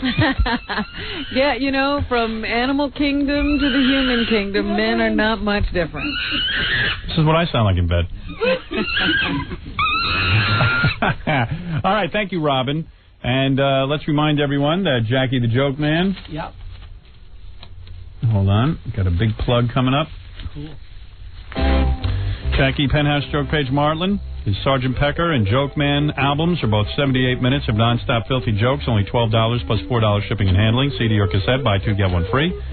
Call 1-800-323-KING. Saturday night, May 17th, 2 shows for Jackie at Historic Club Benet in Sayreville, New Jersey. For information and brand new jokes, visit JackieJokeman.com. Also, Steve the Gorilla Gorillo in Grandma Sylvia's funeral. Scott the Engineer at 718-BAG-5040. His disco business, Fred in a Movie. What is it called, Fred? Hotel Manor Inn. And Fiona Apple's Tidal CD. Go get it. Sleep to Dream, the single. She did it here for us today. It sounded great. And I think that's it. So I'll tell you what, take a little break. And Fred's going to come back and read the plugs. You got to hear him do it. It's fantastic. All right. It's very smooth, very professional. We'll return to the Howard Stern Show after these messages. It's the Howard Stern Show. Here's Howard. Hey, Freddie, read these plugs. For some reason I can't determine. Tonight, King Norris will be in Manhattan and will be unplugged at a place called Big Sur. That's on 80th and 3rd in Manhattan. Again, for what reason, I don't know. Saturday, I know we'll be at the Palm Grill, Montclair. That's to play rock and roll. And don't miss the 8th Annual Rainforest Foundation Benefit Concert at Carnegie Hall, April 30th. And performances by these special people: Elton John, James Taylor, Sting, Bonnie Raitt, Bobby McFerrin, Lyle Lovett, Gary Shandling, and Stevie Wonder. Tickets can be had through Carnegie Charge. Call 212-247-7800 for benefit seats. Gala supper, you can call Event Associates at 212-245-6570. All proceeds go to the Rainforest Foundation International. And a star in his own right, Scott the Engineer. You can hobnob with him. You can watch him smoke. You can watch him sweat. You can watch him spin records of your choice. If you're having a party, if you're having a wedding, call Scott the Engineer at Rocket Entertainment, 718-BAG-5040. All right, everybody. Thank you, and we'll see you tomorrow. Getting you